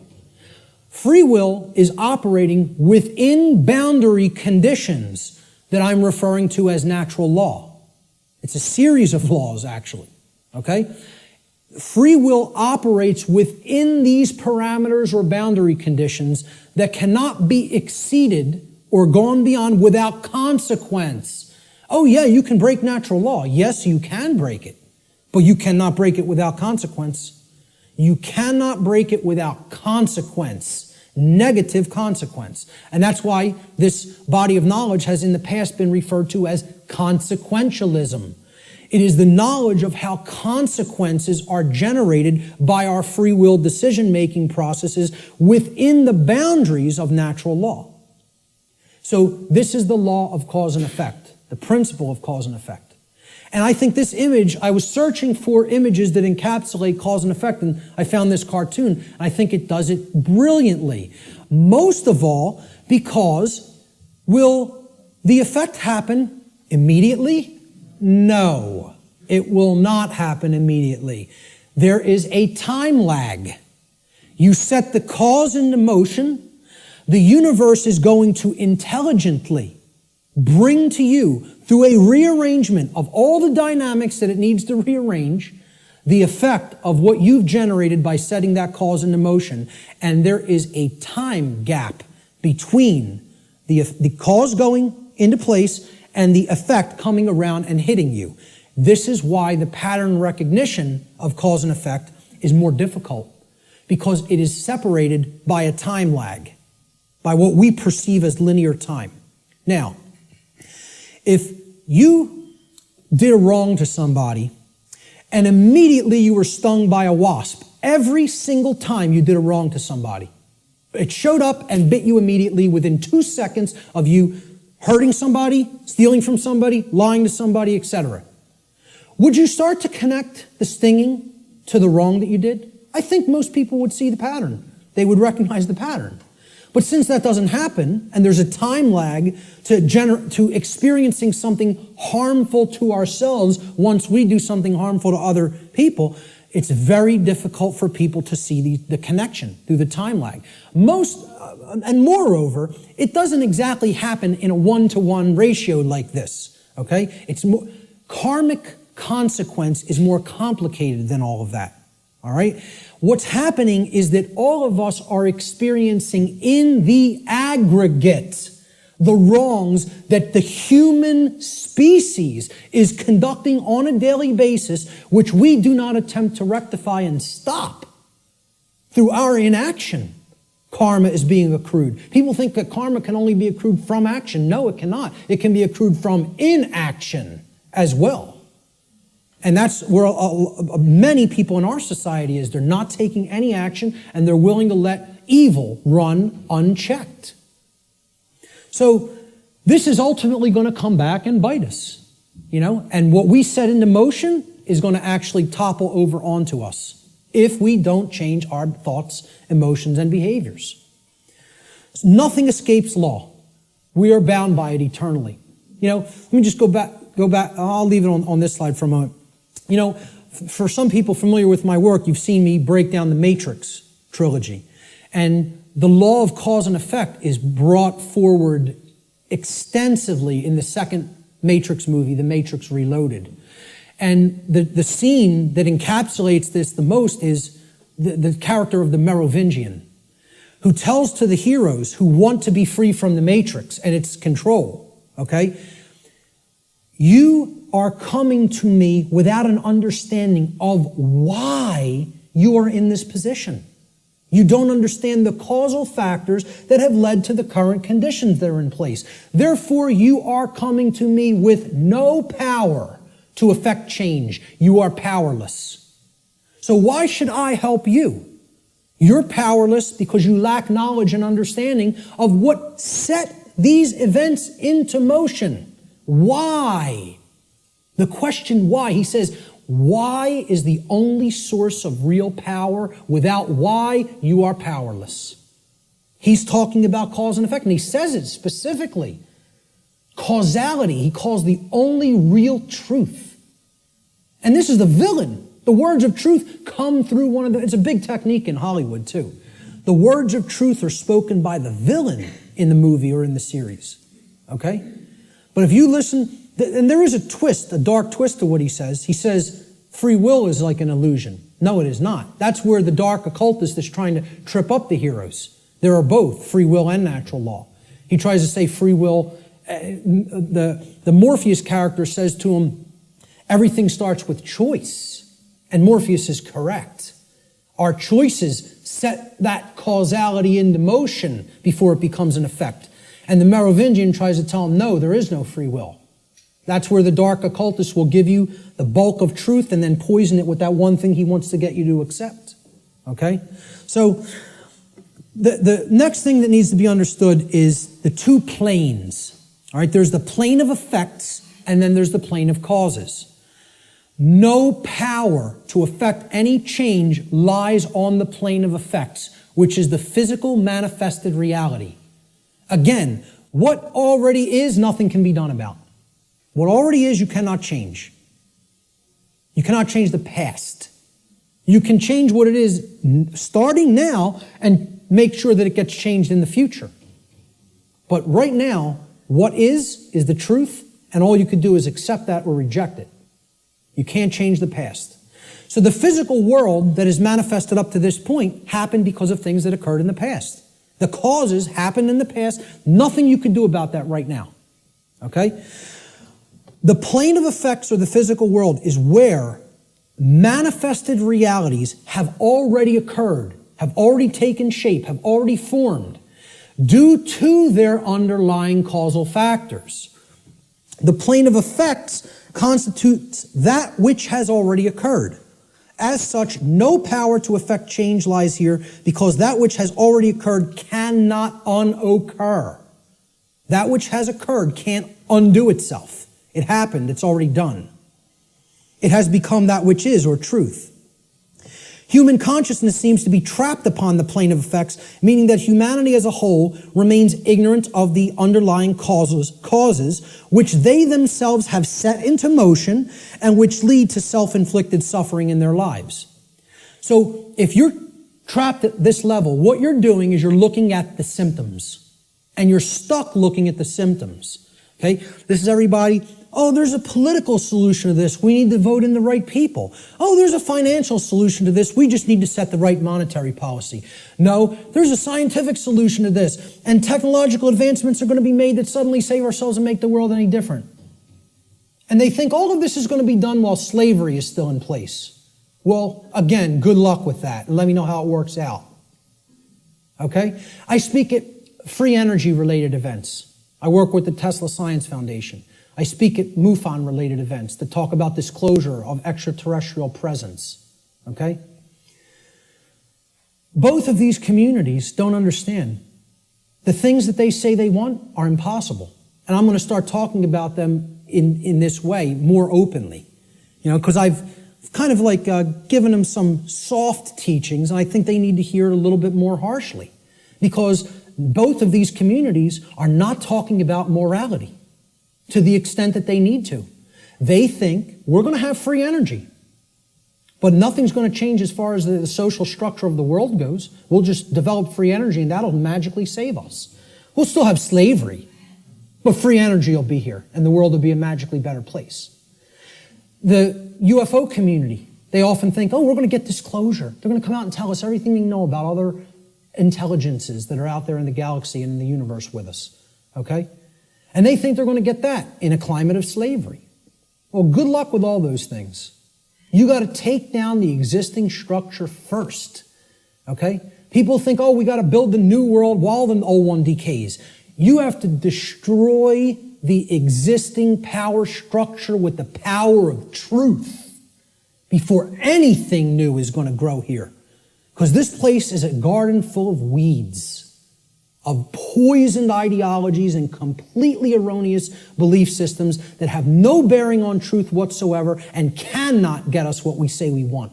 Until those thoughts are changed, don't expect the results you want. So to the free energy movement, I say you're never going to get free energy in a climate of slavery. To the UFO community, I say you will never get disclosure in a climate of slavery. Slavery has to end first. Then you could get what you say you want. So, again, no power to effect any change lies in the world of effects. Cannot be done. You are rearranging the deck chairs on the Titanic while it sinks. You're not creating any change doing those things. because the underlying causes aren't changing. And the underlying causes are how we think, how we feel, and how we behave. And no one wants to look at that. They want to think all those things can stay in place and I can magically get what I want. I want to keep my hand over the fire, but I don't want it to burn and blister. Well, enjoy. See, find out what you get when you do that, because that's what we're doing when it comes to natural law. So let's look at the plane of causality. This is the other plane. This is the mental realm, the mental world. Again, according to the law of mentalism, the first principle of natural law, everything that manifests must first manifest in mind before it can manifest physically. So again, if the plane of causality is the mental world that's generating the causes in mind, okay, everything is happening there first, and then it is trickling down to the physical domain. It is manifesting in the physical domain only after it has manifested in the mental world. The plane of causality is where causes are set into motion prior to those causes manifesting as formed realities in the plane of effects. This plane of causality constitutes the causal factors, the why, which underlies and precedes all manifested things and events.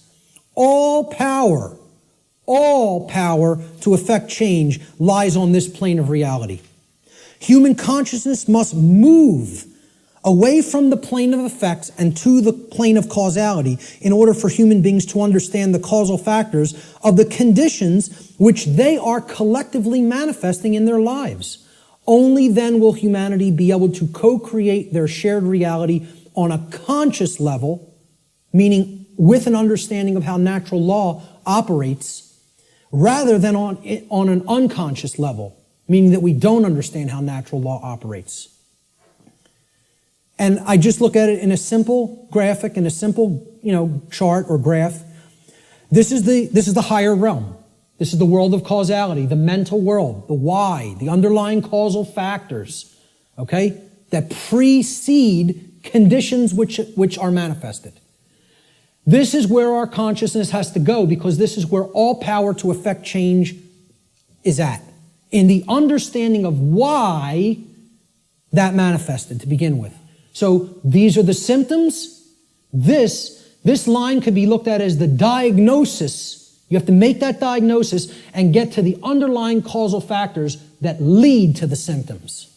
Okay? The plane of effects, on the other hand, meaning the physical world, is the manifested realm. That which has already occurred, that cannot be undone. At least in the present moment. You could start in the present to undo it in the future.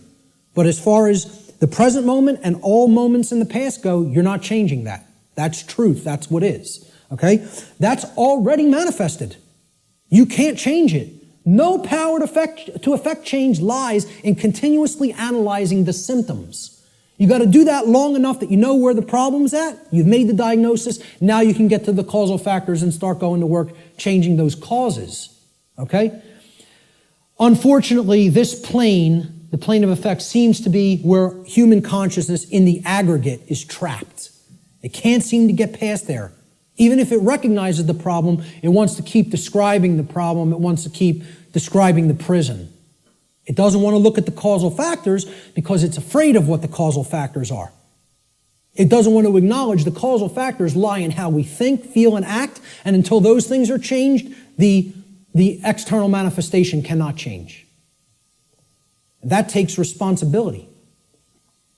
The final principle of the 7 principles of natural law, at least the formalized ones, are gender. Again, I'm going to talk about an 8th lost one. Gender exists in everything. Everything has its masculine and its feminine components or principles. We've already seen that when it comes to the human brain, consciousness, worldview, etc. Gender manifests on all planes of existence. Spiritual, mental, physical, everything. Okay? Very simple concept. What I want to briefly talk about is mental gender. Mental gender is the state of coexistence between the masculine and feminine aspects of the mind. Again, we've already looked at this. We looked at the breakdown of the physiology of the brain, at least of the higher order part of the brain, the neocortex.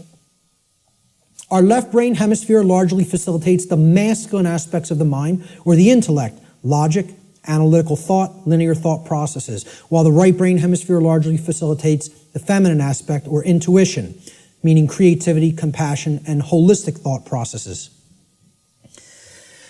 This next section is what I call the lost principle. This is the 8th principle of natural law, which binds all of the other principles together. Okay? It is what I would call the encapsulating principle.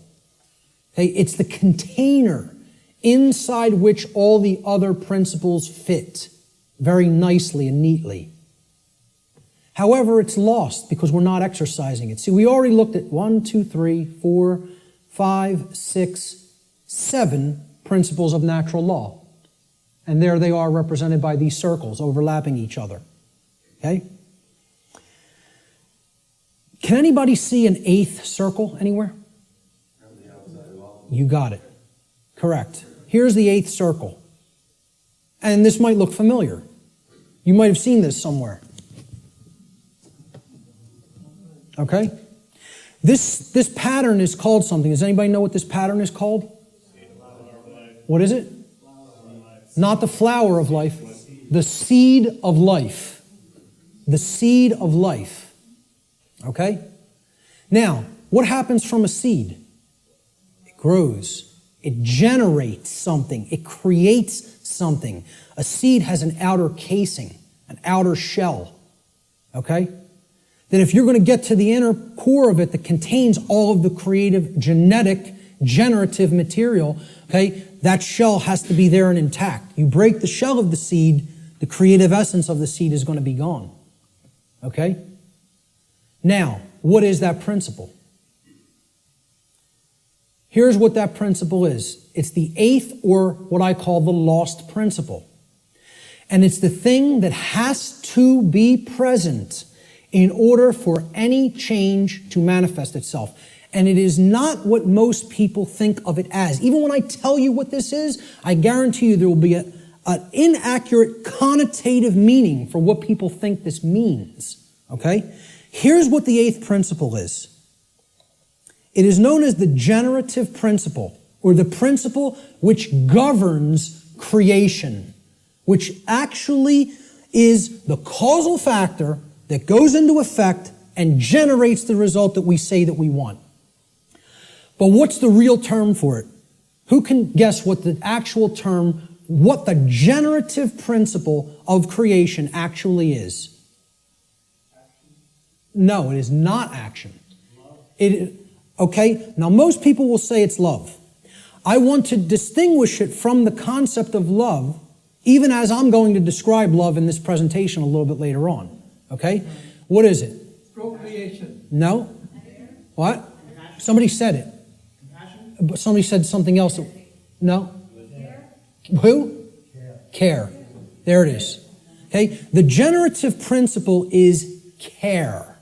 Now, this is different than compassion. People say, why don't you use the word compassion? Because that's not what I'm talking about. It is a different concept than compassion, or even what I would describe as love. Care, and I mean care with a capital C, and here I didn't even put it with a capital C. I'm just putting it in all uppercase. All uppercase care. Distinguish this from care with a lowercase c. Okay? This means, what are you giving attention and helping to grow? What are you focusing upon? Because what focus you're focusing upon, that's what's ultimately getting generated, getting created, and growing. And this doesn't mean be ignorant of what's going on in the world and don't look at anything that's negative because you're going to feed that and give power to it. That's not what it means. Okay? That means, you know what you're feeding? In that instance, if you want to do that, you're feeding ignorance. And that's what's going to grow. It's the exact opposite that the New Agers want you to believe that it is. By ignoring the negative, you are ensuring that more of it occurs. You are fueling it by ignorance, ensuring that it grows and takes over. Okay? What care has to be looked at here as is, this is what you're giving your energy to. This is what you're focused upon. This is what you actually care enough about to do, to spend your time on, to put your attention on, to manifest in the world. That's what I'm talking about as care, okay?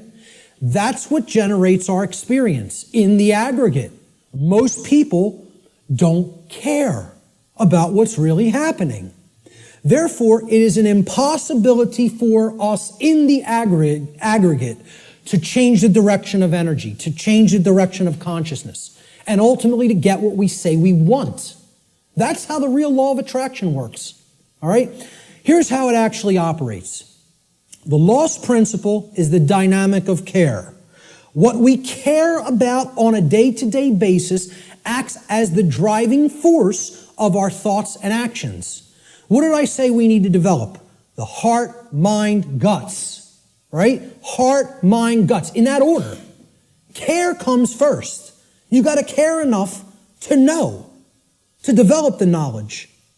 Okay? Then you got to act on it and put it into practice. Apply it. So that's the order. Heart, mind, guts. Care, knowledge, action.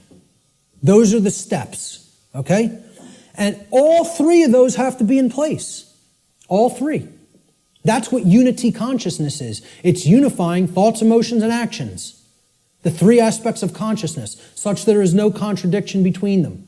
Our thoughts, what we say, what we think, how we feel, and how we act are one and the same. There's no contradiction. That's unity consciousness, okay? Therefore, okay, since care is the driver of our thoughts and actions, it ultimately can be seen as the generator of the quality of our shared experience here on the earth. Care is what generates the whole thing. Hence, it has been called the generative principle. Liken the heart to a pump in the body. Well, what does a pump do? It's a generator. It provides energy. It moves the life force through the blood in the body. In every ancient tradition, they talk about the life force being in the blood. The heart is what pumps that through the whole physiology and enables us to continue to sustain life. Okay? The heart is the generator. It's the pump. It's the center of the being. As important as the brain is, which we just talked about the importance of it, the heart is ultimately what's generating the experience. Because what we care about determines what we think about on a daily basis most of the time, and therefore how we behave. All right? So, this principle has often been referred to as the generative principle. Is anybody familiar with the compasses and square symbol of Freemasonry? With the G in the middle? Well, that's what the G stands for at the highest level. They'll talk about many porch masons. These are the exoteric masons that are given the teachings of the profane and they think they're in the know. Okay? They're given the information, well, this only means geometry, it only means God, etc. Okay?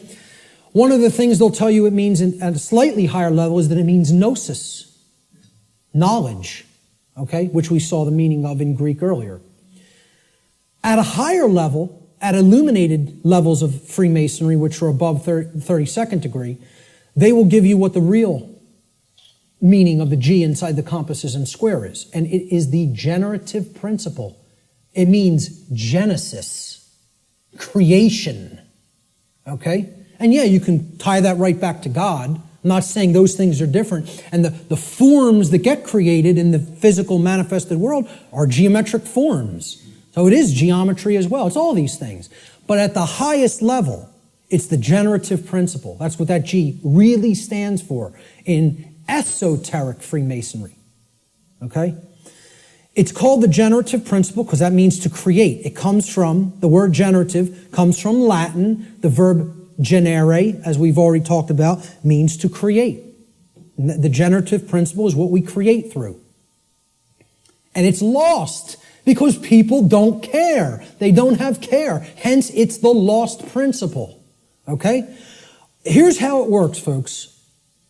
What we care enough to put our will behind. Okay? So again, heart, mind, guts. Guts is the will. The action, the masculine principle. That's what gets things done ultimately in the physical domain. What we care enough to put our will behind. And that's driven by the care. That's the generator or the pump that drives the will. Okay? What we care enough to put our will behind is ultimately what gets created or manifested in our world.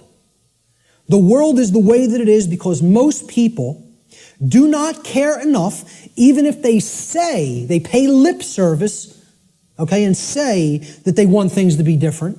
They don't care enough to actually change it through their actions. Because when it comes all down to it, and I said this in my New Age, BS seminar or lecture, okay?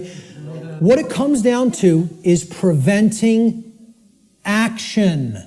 Preventing action. That's what the New Age community is designed to do. They want people inactive because the dark occultists know that the thing that is ultimately generating our reality is behavior, as you saw in that simple four-part chart, that little building block chart that I put up there. Action is what's generating the reality. That gets generated through what we care about because our cares and our desires drive our actions. Okay? So most people will say they want things to change, but then when you say, what are you doing to make that change happen? Not a word. Silence comes back on the other end. Okay? So they don't care enough to change it through their actions. That's what the generative or lost principle is about. And until that principle is regained and people get out of their laziness and most of all get out of their cowardice. Again, in that New Age lecture, I'm talking about what it ultimately comes down to in the New Age movement, and I'll look at any New Ager in the eyes. They're cowards. Cowards. Ultimately, they know the evil that we're up against, and they intend to do not a damn thing about it. That's what it really comes down to. And anybody telling you it's different than that is lying to you. Okay? They're cowards. Period. And I'll say it right to any of their faces. Anything I say up here, anybody that believes in that nonsense, come and bring them to me. I'll tell them right to their face. Straight and open, just like I said it here. Because I don't care. I don't care about their nonsense. I care about what's real. Okay? So, I'm telling you, this religion has to go. It's got to go. If people are going to make real change happen, the idea that it can't be done that it can be done without taking actual real-world action has to be purged from human consciousness. Reality does not work like that. Period. The end. And I can't make you accept that. I recognize I can't make anybody in this room accept that. All I can do is put it out there for your consideration, and if you have some common sense and really, really think about it, you'll understand what I'm saying here is absolutely the way it is. Okay? Many people want to deceive you through these religious notions, okay? Which is all about getting people to stand down and accept their chains. That's what that religion's in place for. All right? This next section I call spiritual currency or spiritual currencies. All right? There's two spiritual currencies, time and attention. Now, look, we can readily see this, right? Time is money, people say. It's currency, right? What am I going to spend my time on? What am I going to pay attention to? Pay attention. You pay for something, you get something in return when you pay for something, right? That's what attention will get you here. It will get you something in return. You pay attention, you're going to come out of here with a lot of understanding. There's two spiritual currencies, time and attention. This analogy can be seen very readily in the saying, spending time and paying attention. Whatever information or endeavors we put our time and attention toward, we end up getting something in return for that investment of these currencies. This is what real money is, folks. Real money. This will get you real money. One I, mon I. Okay? If you want real money instead of the fake Federal Reserve nonsense fiat paper currency money that isn't worth the paper it's printed upon, then keep thinking that that has value. Okay? And people who say gold is value, gold is real money. Well, I ask people, what intrinsic value does gold have? And they say, well, it's been traded with throughout time immemorial. People have valued it all the time. Does that make it intrinsic? You answered my question. It's like saying, Why does that projector have intrinsic value? And you say, because I find it valuable. No, that projector has intrinsic value because it's capable of projecting an image, and if I want that task done, that's what I use a projector for. Okay? Well, what's gold used for? Can you build clothing out of it? Can you build a house out of it? Is it malleable enough to be molded into a weapon of some sort? You're going to take shelter under it? Well, maybe if you have enough of it. You know, the whole point is there is no intrinsic value to this. It's something that's, the idea of it having, of any precious metal having intrinsic value, other than, you know, okay, in a technological society it's used for computers. This is true, okay? But I'm talking about in nature. You know, where would this idea of intrinsic value of gold come from in the ancient past? People will say, well, it's used as a medium of exchange, okay? Money is not a medium of exchange. People think of it as a medium of exchange, and it's not. It's incorrect, okay? Money is the limiter of energy in the system. See, people think of money as currency. Even the name is a mind control technique because it's supposed to be about, it's the current in the energy system. This is the current. It's the amperage, right? No, it's not. It's not the capacitance either. It's not a store. That's another thing people will tell you money is, what they say is real money. Okay? It's all fake. It's all fake. It's not a store either. Do you know what it is? It's the resistance in the system. It's the resistance to change in the system. It acts as the resistor. Because as long as that modality of slavery called money continues to exist, it will always be extraordinarily difficult to create real lasting change. So again, I piss off everybody. Religion's got to go, scientism's got to go, New Age thought's got to go, money's got to go. All of it's got to go. You know why? It's all religion. It's all religion, and the word religion means to hold one back, to tie one up and keep them where they're at, as we're going to get to in a few moments. Okay?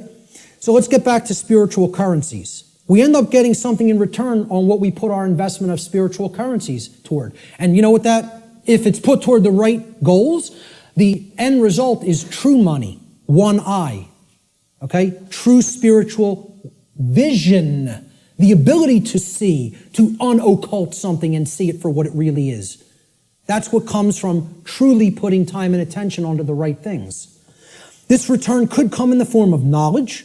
It could come in the form of understanding. It could come in the form of skills, expertise, and empowerment. But only if we invest these two spiritual currencies wisely.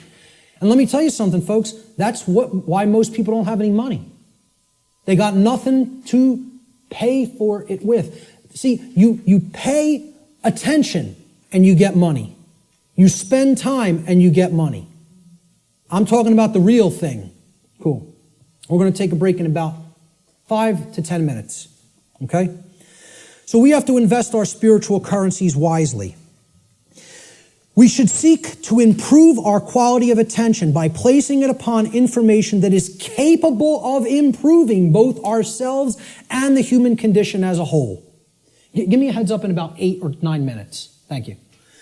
Such an effort would also constitute a valuable investment of our time. We should ask ourselves, what am I spending my time on? What am I spending my time doing? And what am I paying attention to? That's where you will find whether you're investing in real value, something that is truly valuable. If most of the time we're spending our time on nonsense and trivialities and, divisive things and TV and sports and all other kinds of entertainment and distraction, well, you're going to have a return on that investment, and that return is going to be low. It's not going to result in much money, real money. Okay? Most importantly, we need to ask ourselves, what kind of quality am I getting in return for my investments of time and money? Time and attention, I'm sorry. Okay? These are the spiritual currencies. And that's what most people don't want to give. They don't want to give these freely for a return on investment. They don't want to pay attention to the right things. They don't want to spend time on the right things. This is a simple chart of how our quality of our attention, okay, and again, this is in the aggregate, but it's created by all the individuals, how the quality of our overall attention as a species will affect our world in accordance with the principle of correspondence, which states, as goes the microcosm or the microcosmic units, so will become the macrocosm. Okay? So over here, we have a pure information stream. This is good information. This is information that is capable, that resonates with truth, and is capable of helping to develop wisdom or right action within the being. This over here is the poisoned information stream like we get from the mainstream media, from scientism, from the New Age movement, from government indoctrination centers called schools. Okay? This is the poisoned information stream. Now, everybody's going to take in some form of a mixture of both of these streams. What the goal needs to be is to purify. Just like, hey, you take in bad food, you're going to have bad health. You take in bad information, the output through behavior is going to be bad. So you got to purify. Meaning, if there's valves here on the individual buckets, these are called the individual people, okay? And they're all coming together with the quality of their water, right? What they're holding within their consciousness. And that's all going into the big pool called the world. Everybody's bringing their bucket to the pool, they're pouring it in, and then they're jumping in. And that's the world. That's the quality of the world, right? The quality of this whole thing here is going to be based on how much poisoned, polluted information was in your bucket compared to how much pure information was in your bucket. Okay? So there's valves over here. We got to shut this one off, this brown muddy valve over here, and we got to open this one up. Okay? If we do that, the world will be purified, and we won't be creating self-inflicted suffering. We don't do that, we're going to be swimming in brown muck. Okay? And generating all kinds of problems for ourselves. So, how are we spending our time? What are we paying attention to? Is this what we're doing with our time and attention? Sitting behind the hypnosis box? Which means suppression of knowledge. Hypnosis is the suppression of knowledge or the suppression of spirit. Okay? Or are we going to devote our time to some pursuits of wisdom? Which means developing knowledge, converting it to understanding by processing it accurately, and then converting it into wisdom through action, through right action. And, you got to read to do this. People don't want to hear that either. Okay? Reading is required. The ancient Romans had two words, it was the same word, okay? They meant two different things in their language. The word was liber, L-I-B-E-R. Liber meant free, as in not a slave. A free being would be described as liber, free. It's the basis of the English word liberty, liberty, freedom, okay? They had the same word also meant a different concept. So the word liber didn't just mean free. If it was used in a different context, does anybody know what else the word liber meant, L-I-B-E-R, meant in Latin? Book. It meant book. Does that tell us something? They associated the Latin word for book also meant free in their language. Okay? And again, liber is the basis for the word library. Okay? Library. Okay? Where you can go to become free if you read the right books. And again, the world is our library now. We've reunited all the parts of the big library that were cast to the four corners of the earth. The mystery traditions are available at your fingertips now, which hasn't been the case at any time in human history. And what are we doing? We're playing Farmville on Facebook. So we have to ask ourselves, what are we spending our spiritual currency on? And are we investing it wisely for a return of real money, which is actually spiritual enlightenment? I'm going to take a quick break right there, and we'll pick it up with the next section in 10 minutes. 10 minutes, right back here to continue. Thank you.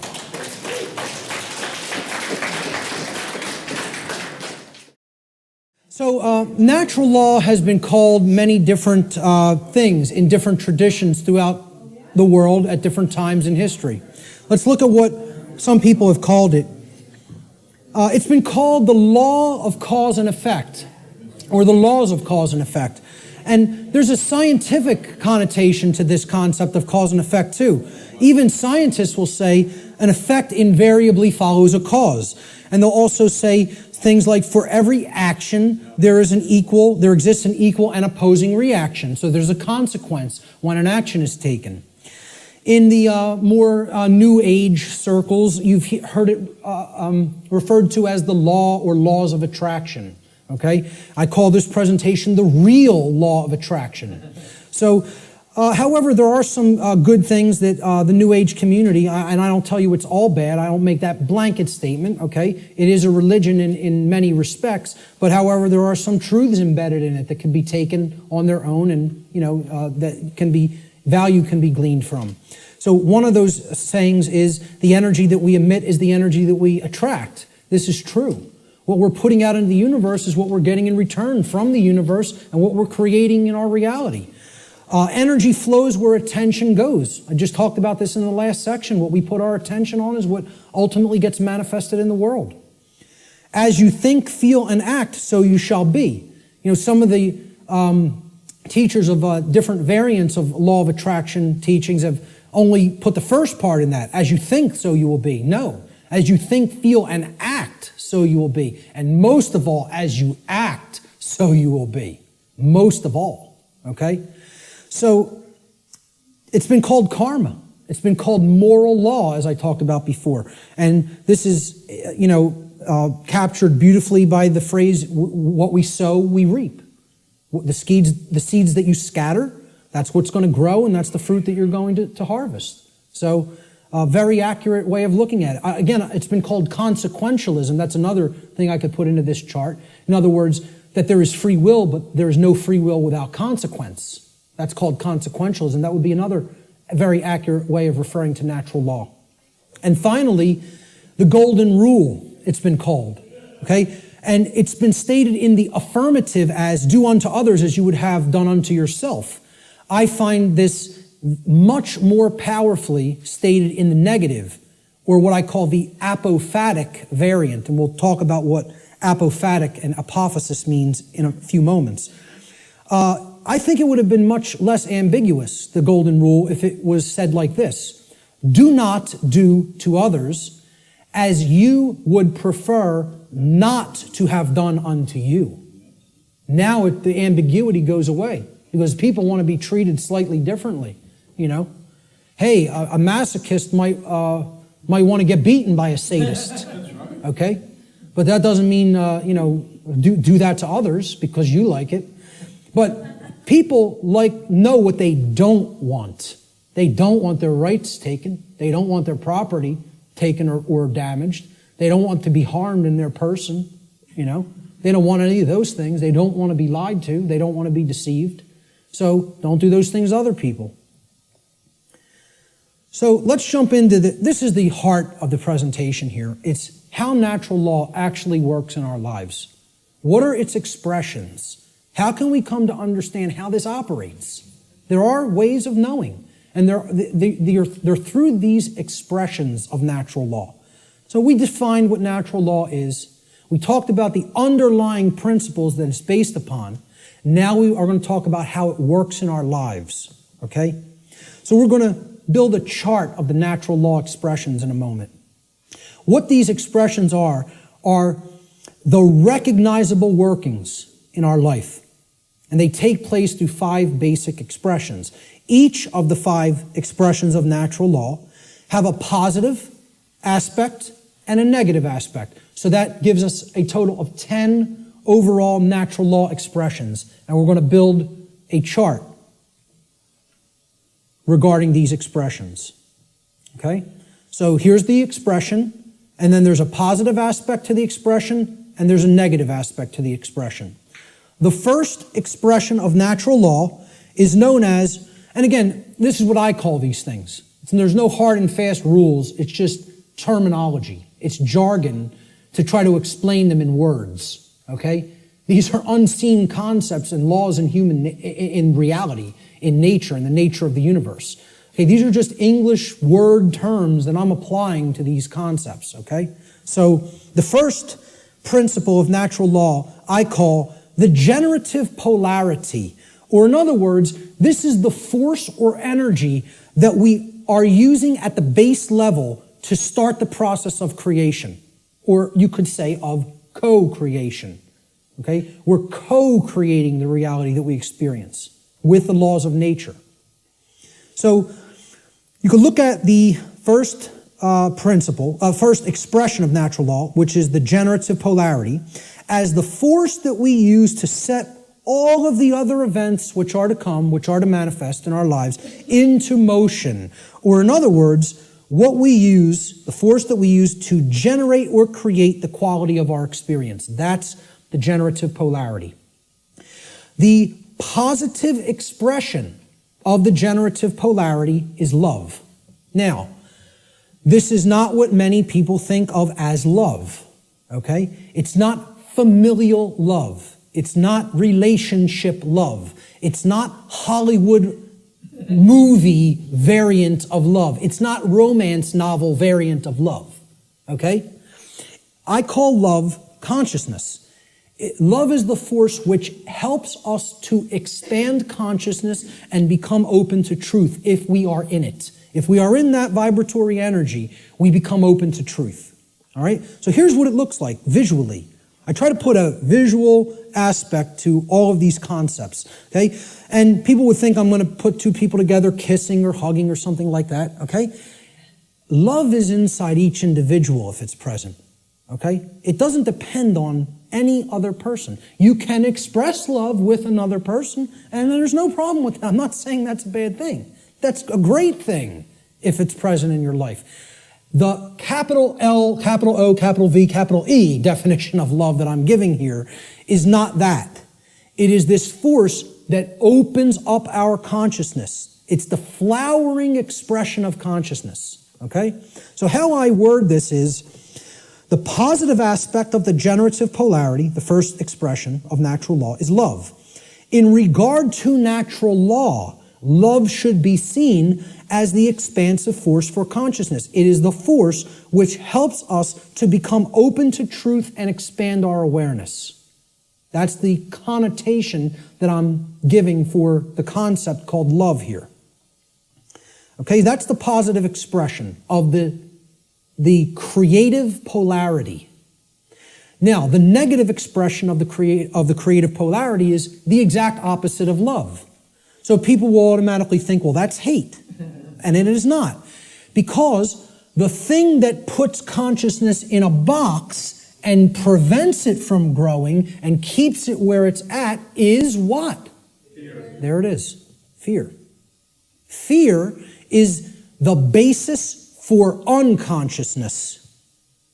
You cannot be unconscious of anything in particular unless you fear it. Okay, that's what shuts consciousness down. And here's my visual for it. Fear. I don't want to look at that. That's too horrible for me to contemplate. That can't be true. I don't want that to be true. That's all fear. Okay? The negative aspect of the generative polarity is fear. Fear is the contractive force for consciousness. Fear is the force which influences us to become closed to the truth, and it is the force which ultimately shuts down our awareness. That's why so many people are unconscious, because they are fearful. They are fearful of the responsibility that comes with knowledge, and most of all, they are fearful of having to act based upon knowledge, because that requires courage. The second natural law expression is the initiating expression, what I call the initiating expression, just my term for it. Okay? The initiating expression is the first stage of tangible and recognizable results which we produce in our lives after we have, quote unquote, set the ball rolling, okay? Set the dynamic in motion by choosing between the generative polarities of either love or fear. All right? So, we choose love and something starts to happen. We become open to truth, right? Well, love is the expansive force for consciousness that opens our minds to the truth and awareness. So what do we gain as a result of accepting or existing in the vibratory energy called love? We gain knowledge, which is the acceptance of truth. Since love opens us up to truth, knowledge is its reception. It is the receiving of truth. We come to know. Okay? So that's how it starts. I call this the initiating expression. Now, of course, there's a negative initiating expression if we are existing in the vibratory dynamic of fear. That would be the opposite of knowledge. What is it? Ignorance. Right. Now, this is what I put forward as knowledge. This is my imagery for knowledge. Okay? That's a being who knows themselves. And as the mystery traditions of Greece put forward at the Delphic oracle, know the self and you will know the universe. In other words, know the microcosm and you will know the macrocosm. Know thyself. The positive aspect of this initiating expression is knowledge or the acceptance of truth. Knowledge positively influences the quality of our lives because it positively influences our decision-making processes that lead to understanding in every area of our lives. You want to know how something works and ultimately create something good? You have to have knowledge. You want to know how a car works? Keep it running in good order, you have to have knowledge. You want to know how a computer works? Keep it running in good order, you have to have knowledge. You want to know how the human psyche works and keep it running in good order so the conditions on earth manifest the way you want them to manifest? You got to have knowledge. Not getting out of this condition without learning. Learning is the key. It's the answer. Knowledge is the answer. And people don't want to hear that. They don't want to hear it. They want to think we're magically going to manifest the desired conditions that we say we want without learning a thing. It doesn't work that way. So again, the negative initiating expression is ignorance. Ignorance is the refusal of truth. It is the refusal to gain knowledge. Okay? Because we are in fear. So here's what I put as the image for ignorance. The population that is hypnotized, that wants to keep paying attention to nonsense and trivialities, feed themselves tons of GMO food that is crap for the physiology, Pay attention to distraction, entertainment, mainstream news and media, It's all there to just shut the consciousness down and keep people in a depressed psychological state and keep them in a state of psychological infancy.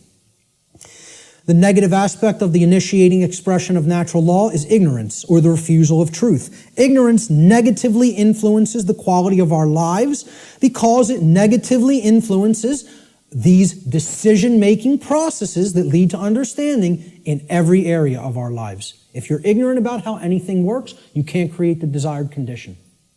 It's just not possible. It's important to remember, again, that ignorance should be distinguished from nescience, which means not knowing because necessary information is not present or was unattainable. Ignorance, on the other hand, means not knowing even though necessary information is present because that information has been willfully refused or disregarded. And again, to keep us in ignorance, they don't need to hide the information anymore because it's not hidden anymore. It's out. And once again, it's available at your fingertips for free if you have the desire to take it in. But now, the manipulation mechanism that is used is dissuade people from looking at it, provide endless entertainment, provide endless amusement, provide endless distraction, and say there's nothing to any of that stuff. That's just some old crazy religion that you don't need to understand. It's no different than any other religion, believing that natural law exists. Okay? That's what people will insist on telling you. So people will be dissuaded from ever looking into it, and they'll disregard it of their own choice. Thomas Jefferson said that if a nation expects to be ignorant and free in a state of civilization, it expects what never was and never will be. Freedom and ignorance are antitheses of each other that can never coexist simultaneously. That is an impossibility in natural law. I'm going to put up a couple other quotes on ignorance. Samuel Adams said, "No people will tamely surrender their liberties, nor can any be easily subdued. When knowledge is diffused," that means it's everywhere present, "and virtue is preserved," meaning morality. On the contrary, when people are universally ignorant and debauched in their manners, meaning purely selfish and only worried about themselves, they will sink under their own weight without the aid of foreign invaders, meaning the society will turn inward on itself and collapse and destroy itself just based on the fact alone that the population is ignorant and they are ensconced in moral relativism and other forms of debauchery and just self-pleasure as their highest virtue, their highest desire. Socrates said that the only good is knowledge and the only evil is ignorance. And this is a quote I'd like to be remembered for. "Willful ignorance in the presence of knowledge is the measure of a bad person." And people will say that's extremely harsh. That's true. That doesn't make the statement untrue. The statement is true as well. It is a harsh statement. See, people in my family will ask me, why don't you have anything to do with me anymore? I've deliberately cut off many members of my own family. Okay? Because many members of my own family say, I know what's going on and I don't care. I don't intend to do a damn thing about it. I'm worried about me, myself, and mine, and I don't care what's happening in the world. Well, you know what that's called, folks? That's called a bad person. Let's not mince words. Let's not euphemize. Let's call it what it is. That's called a bad person. And I don't want anything to do with bad people in my personal life. I don't hang out with bad people. I try to surround myself with good people who care. Because they're co-creating wisely. Okay? I tell family members who I've cut off association with, because you do not care is what makes you a bad person. I don't want anything to do with you until you start caring about what's going on in the world. Then we could talk again. And I'll welcome you back with open arms and forgive you. But not until. You want to stay in that level of consciousness? I want nothing to do with you. I don't want to be around people like that. They're bad influences, and they do bring other people down. So I'll still put out the information. It's there any time for free that they want to go and engage it. And I tell them all, anytime you want to ask me and come over and engage directly with me, I'll make the time for you. But until you want to do that, until you develop that desire, I don't want to be in your presence. Okay? So maybe, I don't know if that's going to be effective. I don't know. And guess what? I don't care whether it's going to be effective, because I'm not going to surround myself with bad people until they decide I want to make myself a better person. Then I'll engage them and speak the truth to them. But until then, I'll put this out there for all for free, and they can engage it any time they want. But in my personal life, I can't make time for that. I don't have energy for that. I barely have energy for this. An anonymous quote, I believe this was from some internet forum.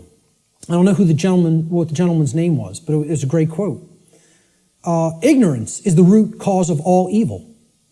And since only knowledge eradicates ignorance, it is our duty and moral obligation, there's that term, to educate ourselves as well as the masses around us. That's a moral obligation if you're in a position of knowledge. And once again, that's why I do what I do. I don't do it because I like people. Believe me, Barb will tell you how much I like people. I don't do it to make friends. I don't do it to make money. I do it because it's a moral obligation and for no other reason. I don't serve people. I serve truth. Truth is the force which I serve. And I bend the knee to no other. That's it. That's it. So great quote on ignorance there. Great few quotes on ignorance. Let's look at the next expression. The internal expression is what happens inside of us, very simply. So now, we've started creating with a polarity. Something has happened in the world, either acceptance of truth or refusal of truth. Now something's going to take place inside of us, right? So look, this level is that knowledge level, right? This is the base consciousness level. You could look at, that's the foundation. Remember that 4-block diagram, right? You could look at this. Here's the foundation. This is the foundation that lies underneath the trivium, right? Okay? That's as deep as it gets. Consciousness or unconsciousness, love or fear. That's what everything is a choice about, between, right? Now, here's that first block. Knowledge or lack thereof. Knowledge or ignorance, right? And you can see these polarities are like that concept of, the polarity aspect of the natural law principles, okay? There's one thing that's real, and then this is the illusion, okay? These are two aspects of the same thing. This is consciousness, and this is its lack. This is acceptance of truth, and this is the lack of that, okay? So it's the same thing, but opposite in degree, which is why they're the same expression. Now, what happened after knowledge or lack thereof? We went up to understanding, right? So that's what this level is. Understanding happens internally, right? It's an internal process, all right? So the positive aspect of the internal expression is when we come to understand through developing the knowledge and the acceptance of truth that we are sovereign. Sovereignty is the expression, the internal positive expression of natural law. Now, again, underneath these, in parentheses, I always put what I call these things, another name that I've given to these things, these concepts. I call sovereignty internal monarchy. Internal monarchy. Now, monarchy means one ruler. Mon means one, is a prefix for one, and archon in Greek means ruler or master. So, internally, we each need to master and rule ourselves. This is our kingdom that we get to rule and nowhere else. We don't get to rule over anybody else. Many people think they're the rulers of other people, but they're wrong. Each of us is a sovereign being. Sovereignty, as we're going to see, means that you're not owned by anyone else. No one else owns you if you're sovereign. Okay? So here's my expression, my visualization for sovereignty. Okay? Somebody who truly has the light. They have the light at their disposal. They're bathed in it. It's flowing within them. Okay? And light has always been associated in different mystery traditions as knowledge. It's been a symbol that has represented knowledge. This is the person who has the knowledge and has gone through the decision making and filtering processes with that knowledge to come to an internal understanding that they are a sovereign being. And I have news for everybody, whether you know it or not, whether you are familiar with the term or not, every person here is a sovereign, and you can never not be. It is an impossibility for you ever to be non-sovereign. It cannot be done. Cannot be done in nature. Okay? Every single human being on this planet is a sovereign being. And we're going to look at what a sovereignty actually means. The positive aspect of the internal expression is sovereignty, or what I call internal monarchy, meaning one ruler within. Internal monarchy, one ruler within.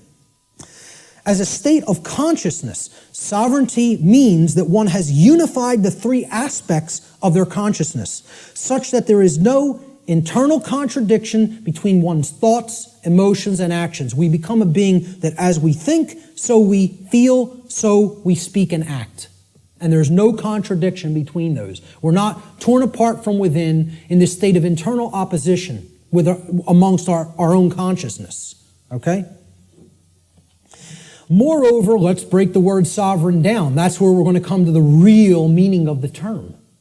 Sovereign is derived from the Latin adverb super. Super means above. See, in classical Latin, there's no V in classical Latin, right? There was no V character. Actually, if you wrote a V like that, it was a U, okay? And why a double U looks the way that it is. It's two V's, actually. But that sound was U in Latin, if you see a V. There's no V sound in classical Latin. It doesn't exist phonetically, all right? So this phonetic variation that we express as V or V in English, in Latin was P or B. It was represented by a P or a B. So what we're really seeing here is suver. Suver, okay? But it was pronounced in Latin super, like super. Well, what does super mean? Super, you're beyond, you're above and beyond, okay? It means above or beyond, that's what it means. A superman is one who's beyond an ordinary man, right?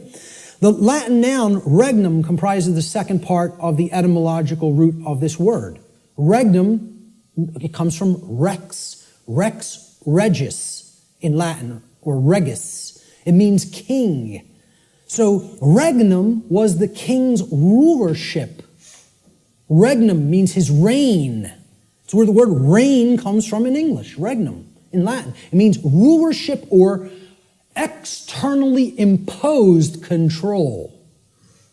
Okay? Not control in the context, I'm going to control my emotions, I'm going to control my behavior. No. It means I'm going to control you externally by imposing my will over your will through coercion. That's the context of rulership or control that I'm talking about here. So put them together.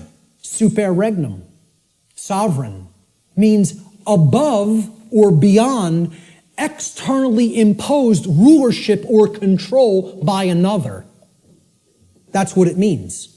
Sovereign means not a subject to another being, like a king, like one who considers himself a king. And it means not a slave to someone who considers themselves your master. That's all sovereign means, folks. Not a slave. And why I say every single person here is a sovereign is because there is no such thing, never has been any such thing, and never will be any such thing as legitimacy to slavery. That has never existed, does not exist now, and never will exist. Slavery is an illegitimate concept. None of us are slaves. The condition of slavery has been imposed upon people, but it has never in history been legitimate, and it never will in history be legitimate. So there is no legitimacy to the concept of slavery, of the rightful rulership of another being through directly imposing your control through coercion. Doesn't exist. That's a big part of what natural law is about. We have to understand when we're saying this word, this is what is meant by sovereign, not a slave. Okay, we did a study where we asked people, are you a sovereign? Like 11% said yes. Maybe. I think it was 10 or 11%. Which I thought was almost encouraging, that 1 in 10 people knew that they were sovereign beings. It was amazing. But 90% of the human population doesn't feel that they're sovereign, doesn't know that they're sovereign. I'm telling you, it doesn't matter an iota whether you believe you are or not. I'm telling you it's an eternal truth that you are a sovereign and can never be non-sovereign. There is no such thing as someone else's legitimate rulership or ownership of you. Because there's no such thing to the legitimacy of slavery, and there never has been, and there never will be. So everyone is a sovereign. A sovereign is a monarch. Again, mon means one, and archon means ruler. So when people ask me, what kind of government do you want? I tell them I want anarchy, and I want monarchy. And they're like, how could you have those things simultaneously? Because if you have internal monarchy, you can have external anarchy. See, we need to have the rulership within, and we need to get rid of the rulership without. This is the kingdom we need to master, and we need to set aside the concept of mastery and slavery in the external domain, in the physical world. Sovereignty, a sovereign is a monarch, which means a single ruler who rules only the kingdom of self. Sovereignty is a state in which one controls one's own thoughts, emotions, and actions, and by bringing them into unity or non-contradiction or non-duality, attains mastery over one's own consciousness. Sovereignty could be considered the equivalent of true self-control, true self-mastery, true self-love, or true self-ownership. It's all of these things. And ultimately, it means not a slave. That's what has to be remembered above all else. Let's look at the negative internal expression for natural law, which is confusion. Now, confusion results when we are in ignorance. That's the emotional dynamic, the feeling that takes place within the individual. This is the lack of understanding. Confusion only happens in a lack of understanding. When we have not taken in knowledge, because we are afraid, we are in fear, okay? Ignorance results, and then confusion happens internally. So look, remember, here's the essence, that's the foundation. This is that first stage, that first building block that we called knowledge or lack thereof. Okay? This is the second building block that we called understanding or lack thereof. This is true understanding when truth has been taken in and accepted. And this is the lack of understanding. Now, in that state of lack of understanding, we're confused. So there's no rulership within. Inside of us, there's anarchy, which means the absence of a ruler, not the absence of rules, which I'm going to get into later. Anarchy means there's no ruler, no master. So if there's no master inwardly, we have a big problem, because that means there's no self-mastery, there's no self-control, there's no self-discipline, and ultimately, there's no self-love. And that results in an understanding that we don't truly own ourselves. It would result in the absence of self-ownership, which is what we're experiencing as a species. That other people believe they own other people. This is what I found as a picture representing confusion. Someone who doesn't know themselves. Doesn't know themselves, completely attached to a ego identity. Their whole mind is all wrapped up. I believe I'm this businessman. I believe I'm this banker. I believe I'm this lawyer. I believe I'm this doctor. And that's my identity, and if something goes wrong with that, there goes my identity. There's who I am down the drain, you know? So this negative aspect of the internal expression of natural law is confusion, or what I call internal anarchy, meaning no ruler within. Confusion is the state of mind in which the being is ruled by fear and ignorance. Confusion could be seen as internal opposition within one's own consciousness. In other words, being torn apart from within in such a way that one's own thoughts, emotions, and actions are in perpetual contradiction with each other. A thought, emotion, and action are not in alignment. As we think is not how we truly feel and is not how we act. There's total contradiction and separation. No unity amongst those three aspects of consciousness. That's confusion. The fourth expression of natural law is what happens externally in the macrocosm in society. When you have a bunch of people who are in either this dynamic within their own consciousness or a bunch of people who are in this dynamic in their own consciousness, a state results in the society at large, because the society at large is comprised of the aggregate quality of the individuals that comprise that society. All right? So if there's love present and knowledge has been taken in and it's been understood and we understand that we're sovereign and we're expressing self-ownership and self-mastery, what state manifests in society? Freedom. There it is. Freedom can only manifest when those preceding conditions are in place. It cannot magically manifest by any other means. If we say we want to be free, this is the path we have to take. Consciousness, acceptance of truth, and an understanding of our own sovereignty through self-mastery. It can't happen any other way. It's not possible. Okay? So, this is what the picture I chose for freedom. This is actually from the cover of probably one of the greatest books I think that's ever been penned by human hands. And I've read a whole lot of books in my life. And for me to say that, it's a high compliment. Okay? I think I'm a pretty good judge of books that can impart some wisdom to people. And I'm telling you, you need to read the book, The End of All Evil by Jeremy Locke, if you haven't already read it. This is one of the cover image from that book. Very rare book.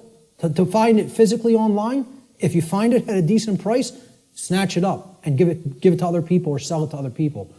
Okay? I had a physical copy of this book. I lent it out, took off. Forgot who I lent it to. It happens, right? But this was a rare book.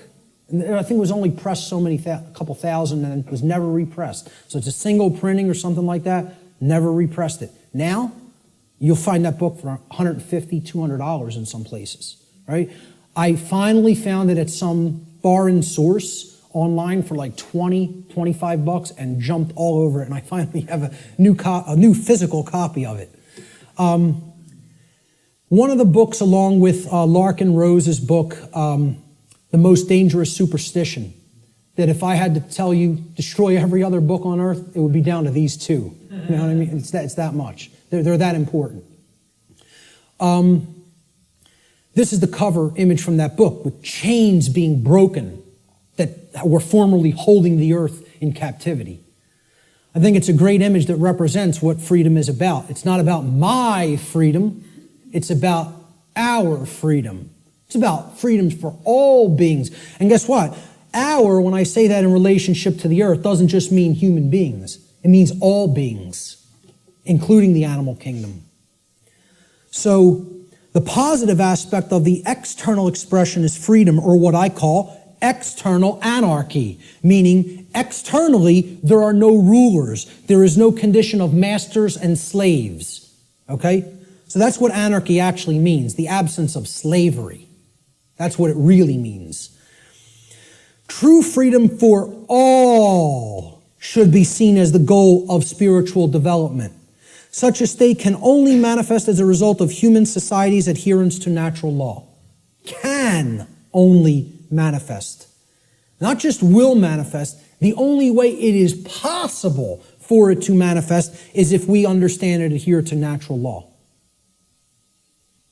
Okay, so that's the positive external expression, what happens in society. Now, there's a negative external expression, and you can call it multiple things. You can call it totalitarianism. You could call it slavery. I term it simply control, externally imposed control. Okay, it doesn't mean, self-control. It means literally someone outside of your own being is trying to control you and own you. So yeah, a good way of looking at it would be slavery as well, because control leads to slavery. Control is what I call external monarchy, meaning there's a ruler from without that believes they do own you and wants to continue to own you as their subject or slave. And this manifests in things like the oncoming police state, which I wouldn't even say is oncoming, I would say it's here. Say we're already living in it. It's not something that's going to happen in the future. It's something that's happening in the present. People talk about it as something they're trying to avoid from happening. What makes people think it's not already happening? The negative aspect of the external expression of natural law is control, what I call external monarchy, one external ruler, the concentration of illusory power, in the hands of institutions like government. Control is the pathway to all forms of evil and destruction. It results when a society lives in direct opposition to natural law.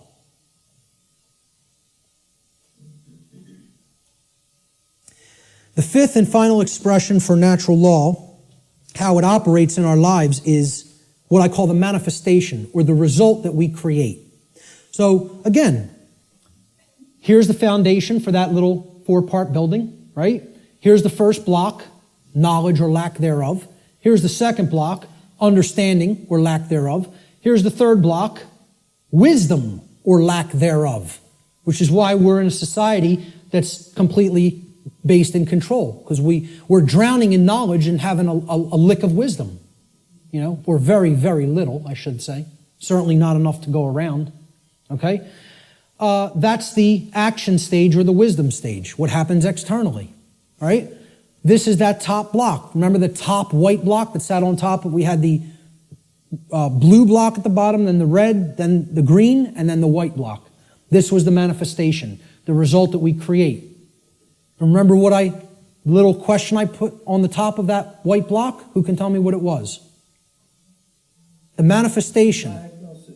No, the manifestation was either order or chaos. What do we ultimately create? So the positive manifestation is order, or what we would call all the things we say we want.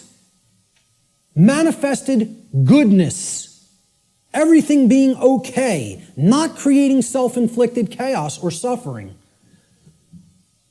This would be, we get what we say we want to get. And there's requirements for that, and here they are. There's the requirements. You got to be in this vibratory energy of consciousness. You have to accept the truth and develop knowledge. You have to have an understanding that you're a sovereign being, and you have to work toward the manifestation of true freedom. Then you'll have all the things you say you want. Manifested goodness and order in your life. And that's the only path to it.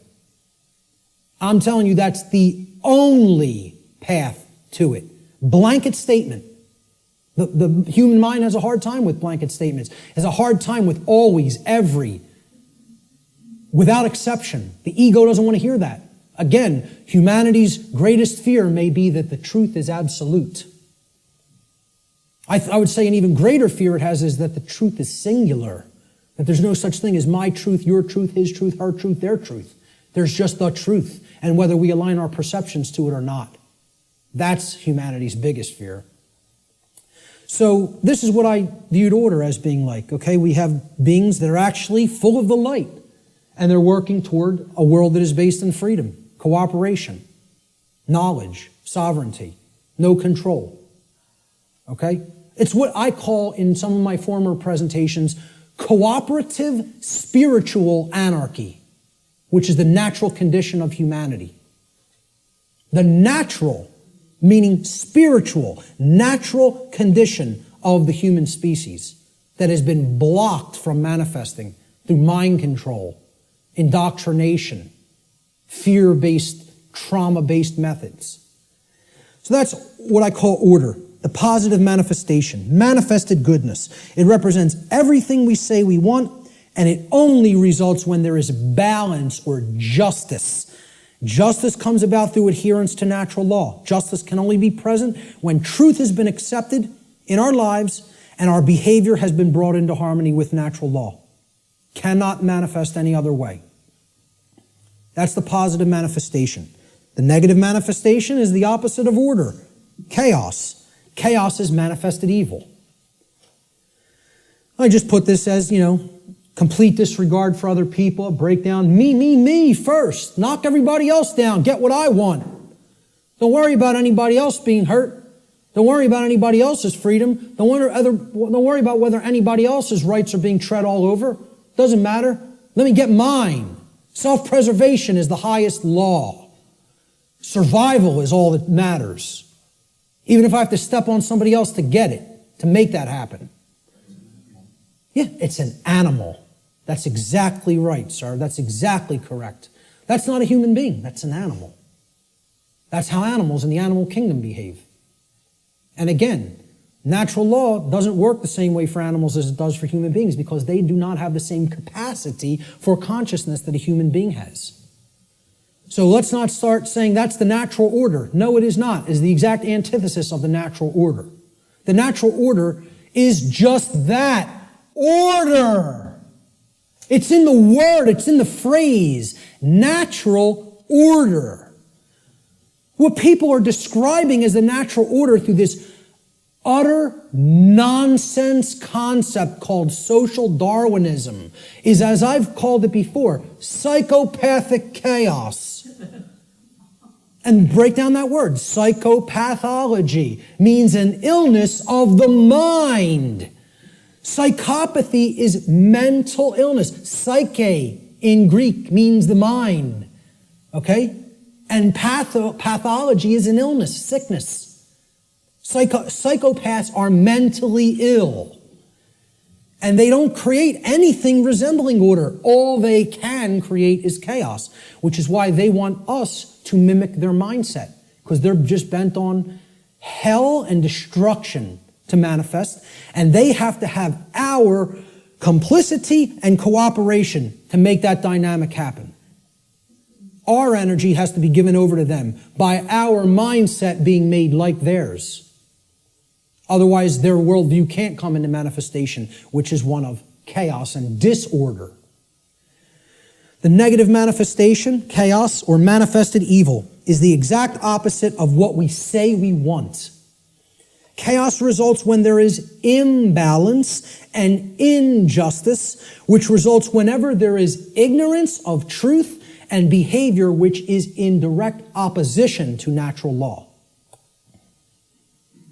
So that's our chart, and one last thing I want to say about it is that the manifestations or the expressions of natural law are what I would call, they're unilateral. They don't cross into each other, okay?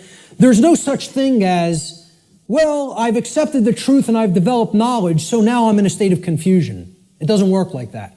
Okay? You can't go from ignorance to sovereignty, to the understanding that you're sovereign. You cannot cross the area of these charts. Once you're here, you can only go here. In order to get here, you got to come from here. In order to get here, you got to come from here, here, here, and here. You don't get there from any of these. You don't get here from anything in this column. You don't get here from anything in this column. Okay? Please keep this in mind. These expressions are unilateral. Okay? You can't skip. No, they cannot be skipped either. Good question.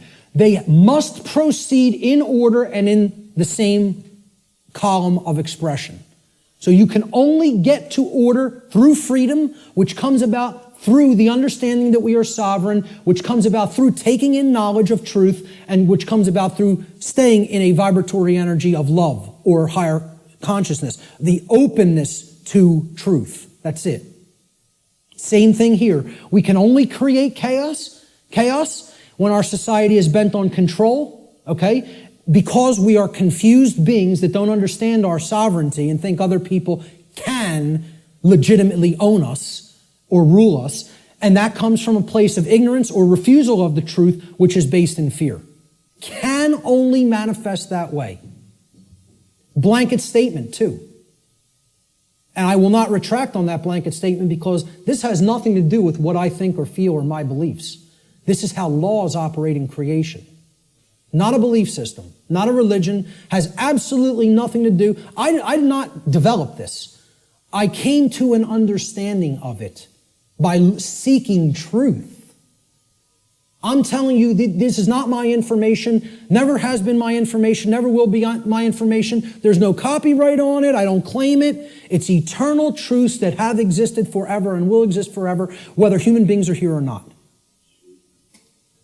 Take it and share it freely and widely to anybody that's capable of comprehending it, because it's the only way we're going to get out of this mess. Okay? Those are the expressions of natural law. Now, when I say living in harmony with natural law or living in opposition to natural law, what do I really mean? Well, what this has to do with is knowledge. And we're going to keep going back to this trend. This thread is not going away. Okay? And guess what? Every time I teach any of this stuff, whenever there's the new age community around or present, okay, and you'll encounter them from time to time, they'll insist, they'll even see it's like, you can tell knowledge is becoming a bad word to these people. No. When you say K-N-O-W, no, it's almost like they immediately have an avulsion, extreme negative reaction, and it is fear. But it's mind control, moreover, because they are being fed this poisonous untruth that there's not really any such thing as knowledge, and that knowledge is not the way out of this prison. And I'm telling you, it goes hand in hand with religious traditions, because they want you to externalize your power, externalize everything. And I'm not telling you, I'm not saying don't have a model for behavior. And okay, this person, Buddha patterned it. You want to pattern your behavior on the Buddha's life? Great. Live the great life. You want to pattern your behavior on the life of Christ? Whatever. And again, I'm not getting into this discussion here today about the actual historicity of the man Jesus, regardless of what you believe regarding that. I understand I could write books on astrotheology, okay? I understand that being may never have existed in the way a lot of people believe he did. So what? Whether Siddhartha Gautama existed in the form of a man or not, or whether that's an allegory, who cares? Understand the spiritual teachings they were trying to convey to humanity and then apply them in your life. Live by that ethic, that code, and great, okay? And have whatever religious notion you want, okay? What I'm saying is what this religion called the New Age movement and what many official, organized, regional religions, okay, do is they try to take the emphasis off knowledge. Because again, if you're not seeking truth and trying to develop knowledge, that's how this information remains occult.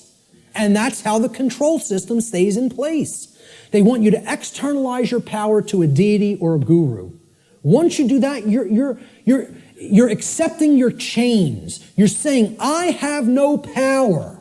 Let me tell you something, folks. I'm not powerless. I am full of power. Why? Because I have knowledge of how things actually work. Nobody can tell me I'm owned by somebody else and can get me to believe it because I have understanding of my sovereignty. If they can take that away from you by getting you to de-emphasize the importance of knowledge, of self-knowledge, they own you. That's when you're owned at that point. Okay? Knowledge is the way out of this.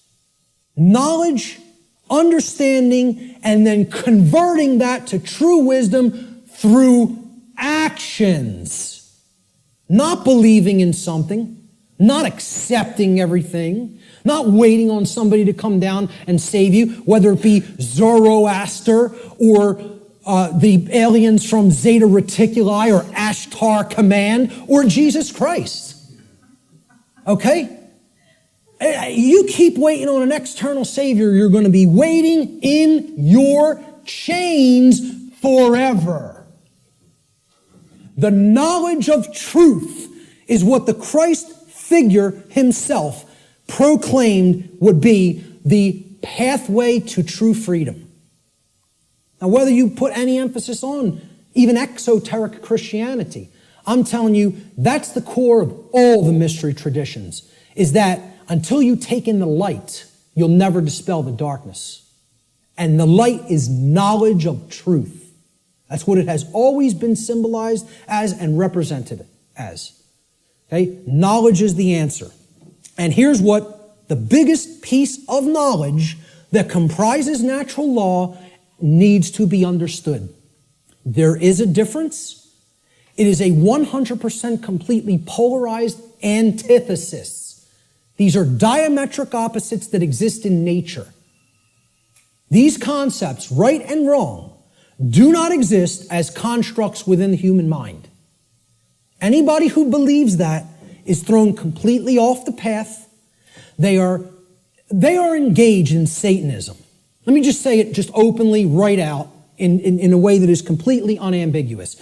If you believe there's no real difference between these things and that they do not exist in nature, you are accepting Satanism. It's a satanic belief system that comes directly from dark occultism. And once again, you could say whatever you want about believing that or not.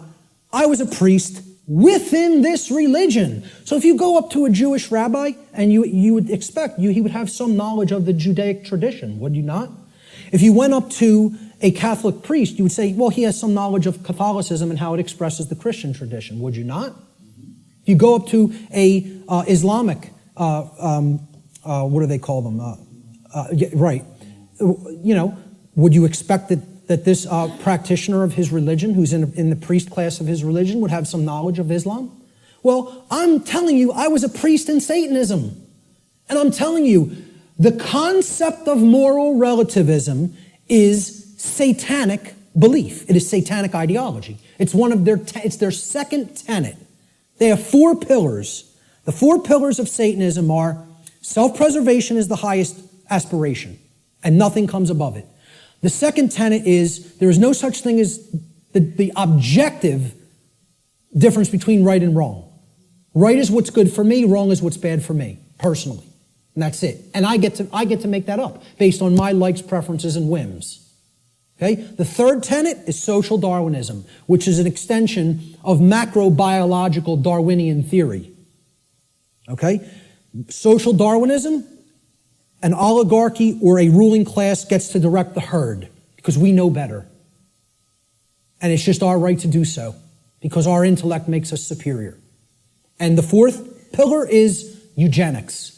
Since we are ultimately God, since we decide what's real and what's not real, and we give that perception to the rest of the herd, and we get to decide what's right and wrong, well, we're God here. And therefore, we get to decide who lives and who dies. That's the 4 pillars of Satanism. And you know how many people believe that nonsense? A whole lot. Way more than people in the priest class of this religion, because they are propagating these tenets everywhere in human society. So many people are Satanists and do not even know that they are Satanists. It is a secret, infectious ideology. And I'll tell you a personal anecdote real quick. And I'll tell you who it is now, because I don't care anymore. My own grandmother. All right? Let's make it personal. All right? Okay? And I hope she sees it. My own grandmother, I believe was in her late 70s or maybe early 80s at the time. Okay? I think she's in her mid-80s now. And I don't speak to her anymore. I took a printed sheet of paper that I printed out of my printer, printed it out of a laser printer, and I put a little piece of white tape. I taped a piece of white paper over the heading, the title of the document. And I asked her to read this. It had 4 paragraphs, right? And the paragraphs described each of the tenets of Satanism, very briefly. Self-preservation is the highest law, etc., etc. Moral relativism is what we believe in. Social Darwinism is what we believe in. And we believe in eugenics. Okay? She said to me, well, I pretty much agree with everything that's written there. And I said, you do? And she said, yeah, that's how I think. I don't see anything really wrong with it or bad with it. I said, okay. I said, peel that little strip of paper off that I've taped to the top. I want you to see what the document's called. And on top, it said, the tenets of modern Satanism. And you know what her response was? Well, then I guess that makes me a Satanist, doesn't it? Not horrified. Not, oh my God, what is my belief system? What do I believe in? No. Well, guess that makes me a Satanist, doesn't it? As if it was just no big thing. And you know what? You know how many people are in that mindset? Hundreds of millions, if not billions, and don't even understand what it is. Because they think Satanism is something that it is not. They don't understand what the ideology of Satanism is. They think you have to be associated with the trappings of Satanism. Okay? That you have to dress like, as if there's such a thing as dressing like a Satanist. Or you have to have certain things on your walls in your house or in your garage if you're a Satanist. Well, let me tell you something. Satanists are the owners of banks. They own hospitals. They own schools. Okay? Yeah. Certainly that university right across the road. And many people ascribe to this religion in their thoughts, emotions, and actions, and do not even understand it because they don't even understand what that belief system is about. They don't understand what that ideology is. They don't know its tenets. So, again, going back to this, if you don't know that there is an objective, meaning in nature difference, okay, between right and wrong, that is a satanic belief system. Morality, it's not right versus left. It's about right versus wrong. This whole left-right paradigm The people, you fall in with the left, with the Democrats, or the right, the Republicans. Has nothing to do with any of that. It's a false paradigm. The thing that all of that's a distraction for not getting you to pay attention to and understand is the difference, the real, true, and objective difference between right and wrong. And we're going to explore what that is, because it can be known.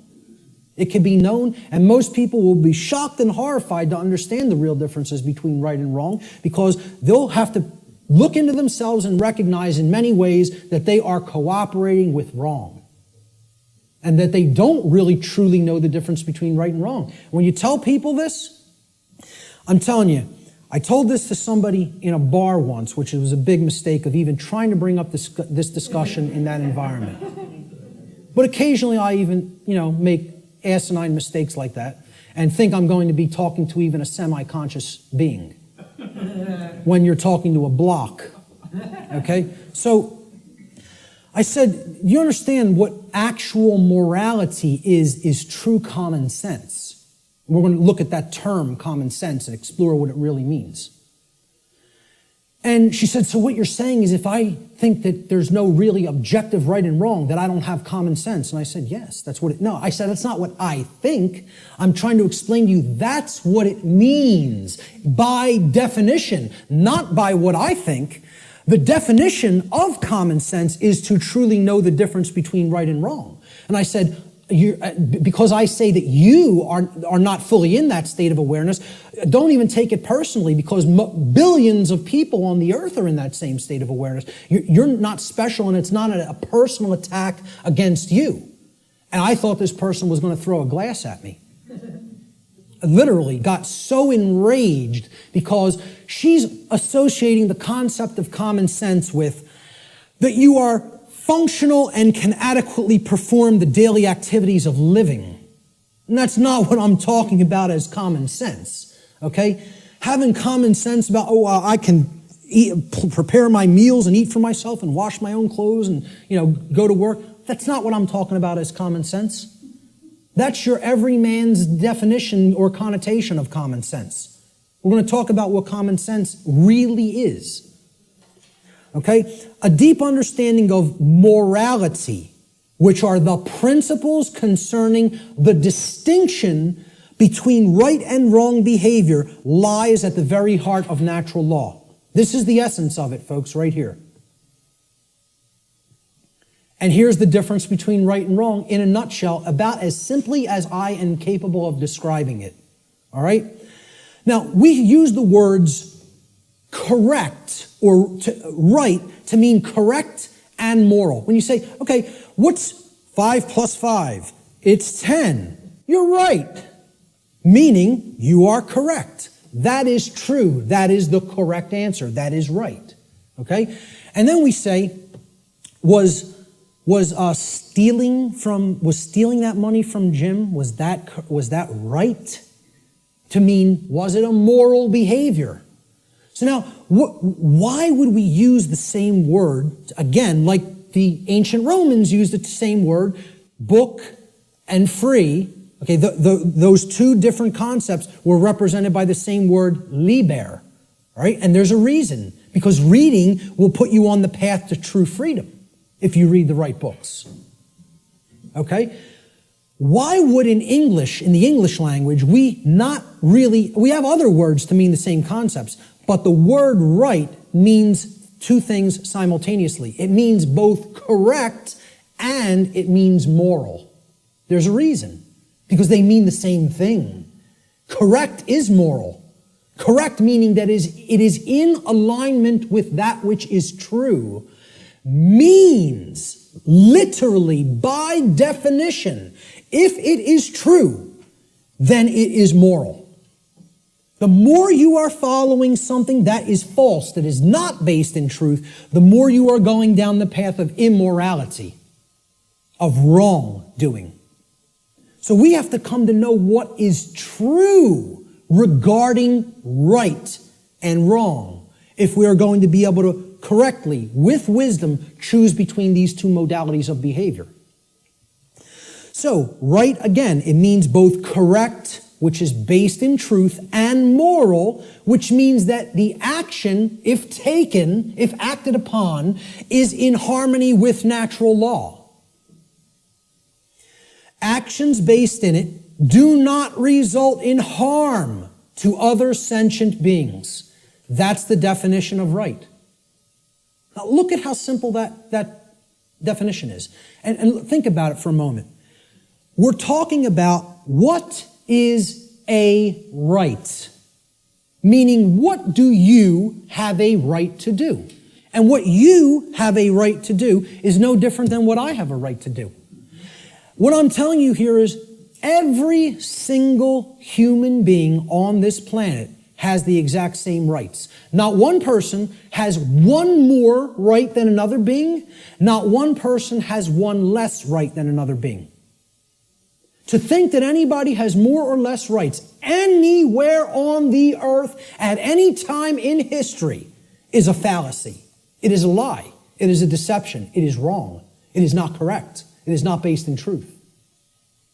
Rights are universal and the exact same for every human being. Blanket statement, absolute truth. Let the ego chew on it and deal with it. Okay? And again, the ego will have a hard time with this in many cases, with many people. They'll hear that and they'll want to throw a glass at me. So, look at the definition again. A right. So, when you make a definition, right, this is a noun. Right? Noun's a person, place, or thing in the English language. We're talking about a noun here. You look up the word right, it's a noun, meaning a right. A right that we have to enact, to take, is an action. You have to start a definition with the same type of word. You're defining a noun, you got to give it a noun to start the definition. A right is an action. Most people will never even be able to tell you that.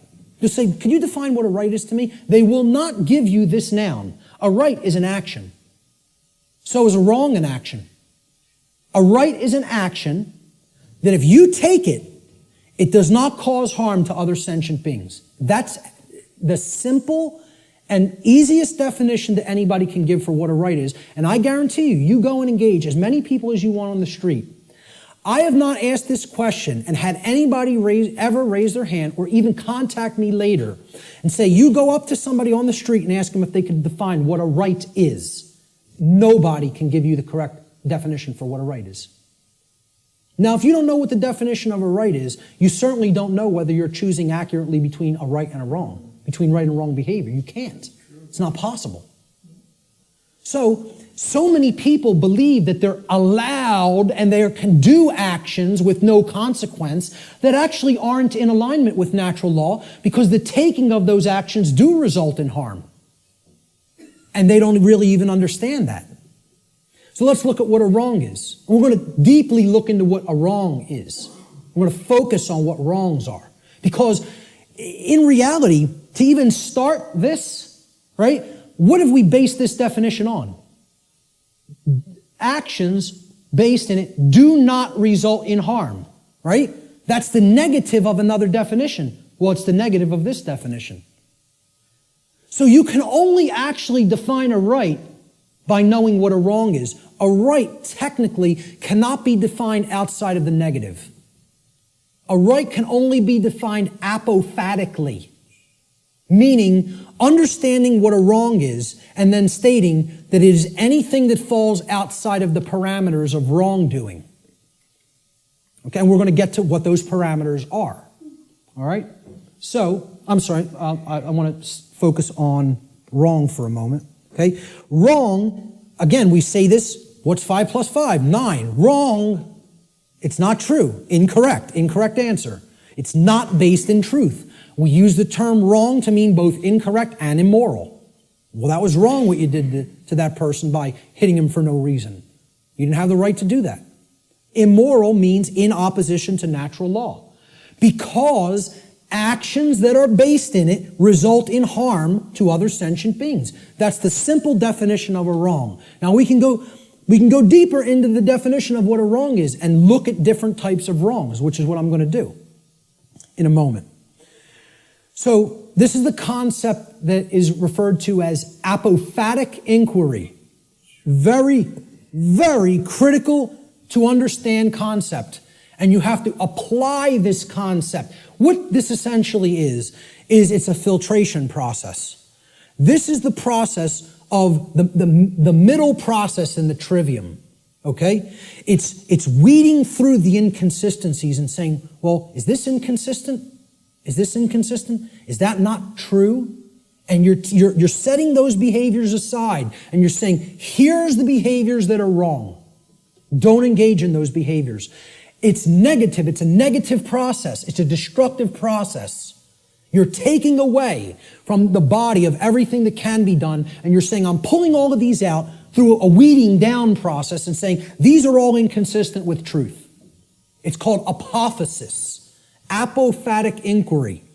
And that is to be delineated from what's known as cataphatic inquiry. Cataphatic inquiry means you're reasoning in the affirmative, and you're not trying to weed down through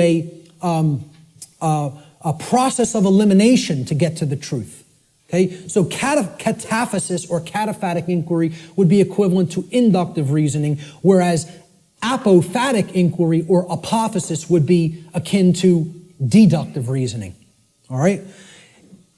Rights are most easily understood when they are considered through apophatic inquiry, or what is known as the process of apophasis. This process helps us to understand what a right actually is by understanding which actions are not rights because they cause harm to others. They're the cause of harm. Here's what apophasis is. It's been called apophatic inquiry. Okay? Really look this up. Understand what apophasis is because it's part of the trivium process. All right? It comes from the Greek noun apophasis, written there in Greek script, which comes from the Greek verb apophanai. Okay, so apo in Greek means away from or the negation of, and phanai in Greek means to say or to speak. So when we put them together, it means to say no or not to say, or to say what something is not, in other words. That's what apophasis is. You're saying this is not this. It's the opposite of that. Okay? So it is a method of logical reasoning or deductive reasoning that is employed when you are given a limited set of possibilities in order to arrive at knowledge by way of the exclusion of known negatives. You're setting the logical inconsistencies to the side and saying, this is not what this thing is. That's called apophasis. Okay? You are describing what something is by explaining what it is not. This is called affirmation through negation, is another term that this truth discovery process is known as. Okay? So, what we're going to do is apophasis. We're going to do apophatic inquiry regarding right and wrong. So, what is not a right? What are ways that people can cause harm to other people or animals? Ways that we can cause harm to other sentient beings. One of the first thing, so what we're doing here is we're going to list the boundary conditions for natural law here, for breaking natural law. If we take these actions, we are breaking natural law because the action is a cause which results in the effect of harm to another being. All right? So these are what are simply, I call them the natural law transgressions, which means sins or wrongdoings. They're simply harmful actions that a person is capable of taking to another being, against another being. That's all. So of course, many people will get the first one. What's one of the main horrible, wrong things that somebody can do to another person? Kill them. Murder them. Take their life. Okay? Murder. And I would distinguish murder from killing as well. Because occasionally, to defend oneself, killing may be necessary. But murder is always immoral and wrong. Okay? See, the fifth commandment in Hebrew. Do you know what it says in Hebrew? It does not say thou shalt not kill. The term for murder in Hebrew is tirzach. The fifth commandment in Hebrew is lo tirzach, which means do not murder.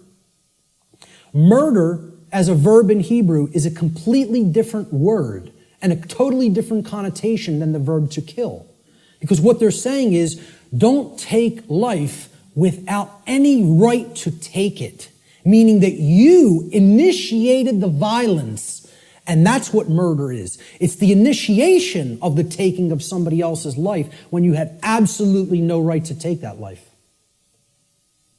Now, if someone is coming after you, your rights, there may be times when you do have to take defensive action and forceful action, up to and including deadly force. We're going to talk about that later. But murder is the first natural law transgression.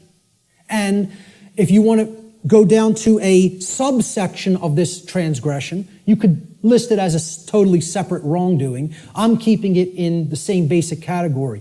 Assault, meaning you're directly physically accosting without right the well-being, the bodily well-being of another being, is also, it's like, it would be, you could consider it attempted murder. Because assault is something that you do without right. If someone assaults somebody, they have no right to commit assault. Never exists. The right to commit assault does not exist. The right to commit murder does not exist in any circumstance, ever. Blanket statement. The right to defend oneself through physical force exists, and possibly in certain circumstances, the right to kill exists. But murder and assault can never be rights, because they always are done by being initiated without the right to do so. It is the initiation of violence. All right? Rape is the second natural law transgression. Okay? You're coercing the free will of another person and making them sexually associate with whom they wish not to. That's rape. And it's always wrong. Blanket statement. All right? The third natural law transgression is theft. It is the taking of property that does not belong to you. Someone else, got that property through lawful means without hurting somebody else. That's their property for as long as they are using it and being responsible for it. And you don't have a right to just take what doesn't belong to you. Nobody has a right to take my projector or my remote control or my computer any more than I would have the right to take Richard's cameras. Okay? It would be theft of somebody else's property. It's not mine. And this is the problem. We don't understand property. As we're going to get to, all rights are property rights. We'll get to that in a moment. That's the third natural law transgression. The fourth is trespass. And that means going into somebody else's lair that they are using, that they own lawfully and that they're responsible for, without their permission or consent, and you're just invading their privacy and their space, and you're taking their security away from them in that process. And we do have a right to set aside a place for ourselves for our own lair. Okay? And to violate that is to trespass against somebody else in their own property. The fifth and last natural law transgression is coercion.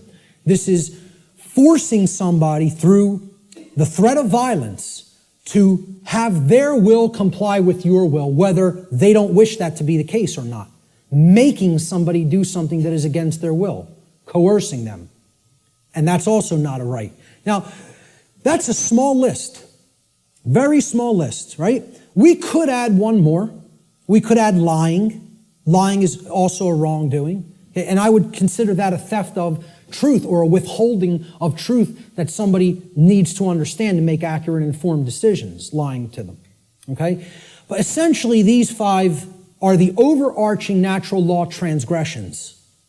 I challenge anybody to come up with a wrongdoing that doesn't fit into one of these categories. So far, I've never had one person able to do it. Any wrongdoing, any action that you could think of that doesn't fall into one of these wrongdoings. Yep. I would probably categorize it as pure ignorance, but, I would say, hey, maybe you could look at it like that because that's propagating the slavery system indirectly. So, you're actually, you're not doing anything to help anybody else's freedom, certainly. I don't know if I would categorize that as a natural law transgression because, it's it's giving consent and propping up that system. It's not technically what I would call an action, but it's more of like giving consent. Hey, you could say that is a wrongdoing, I guess, because giving your consent is tacitly saying yes to control, and that's ultimately affecting everybody else's freedom negatively. So, possibly. But in general, what I would say is, if you could think of an actual physical action that doesn't fall into one of those categories, let me know, because that's a pretty comprehensive list, and it's only like 6 words. So, now, what if I told you I could narrow it down? What if I told you I can get rid of 5 of those words and take it down to 1? Okay? These are the wrongdoings. Let's try to narrow it down, right? Okay? Every harmful action that a human being is capable of taking is a form of theft. Now, many people will hear that for the first time. I've never heard that said. There is no action that you can take that causes harm to another person that is not a form of theft in some form or fashion. I challenge anybody to come up with an action that isn't a form of theft, that is an action that is a wrongdoing that isn't a form of theft. You won't be able to do it. I put that challenge out on my podcast. Say, email me if you know. No, not one person. The only one person challenged it and tried to say lying. I say, okay, that's really taking the truth from somebody, thieving truth. And whether you want to look at it as you're simply dissuading them from looking at the truth too, deceiving them, or not offering correct information, still you're taking away their ability to make correct judgments based on the availability of information. So it is a form of theft.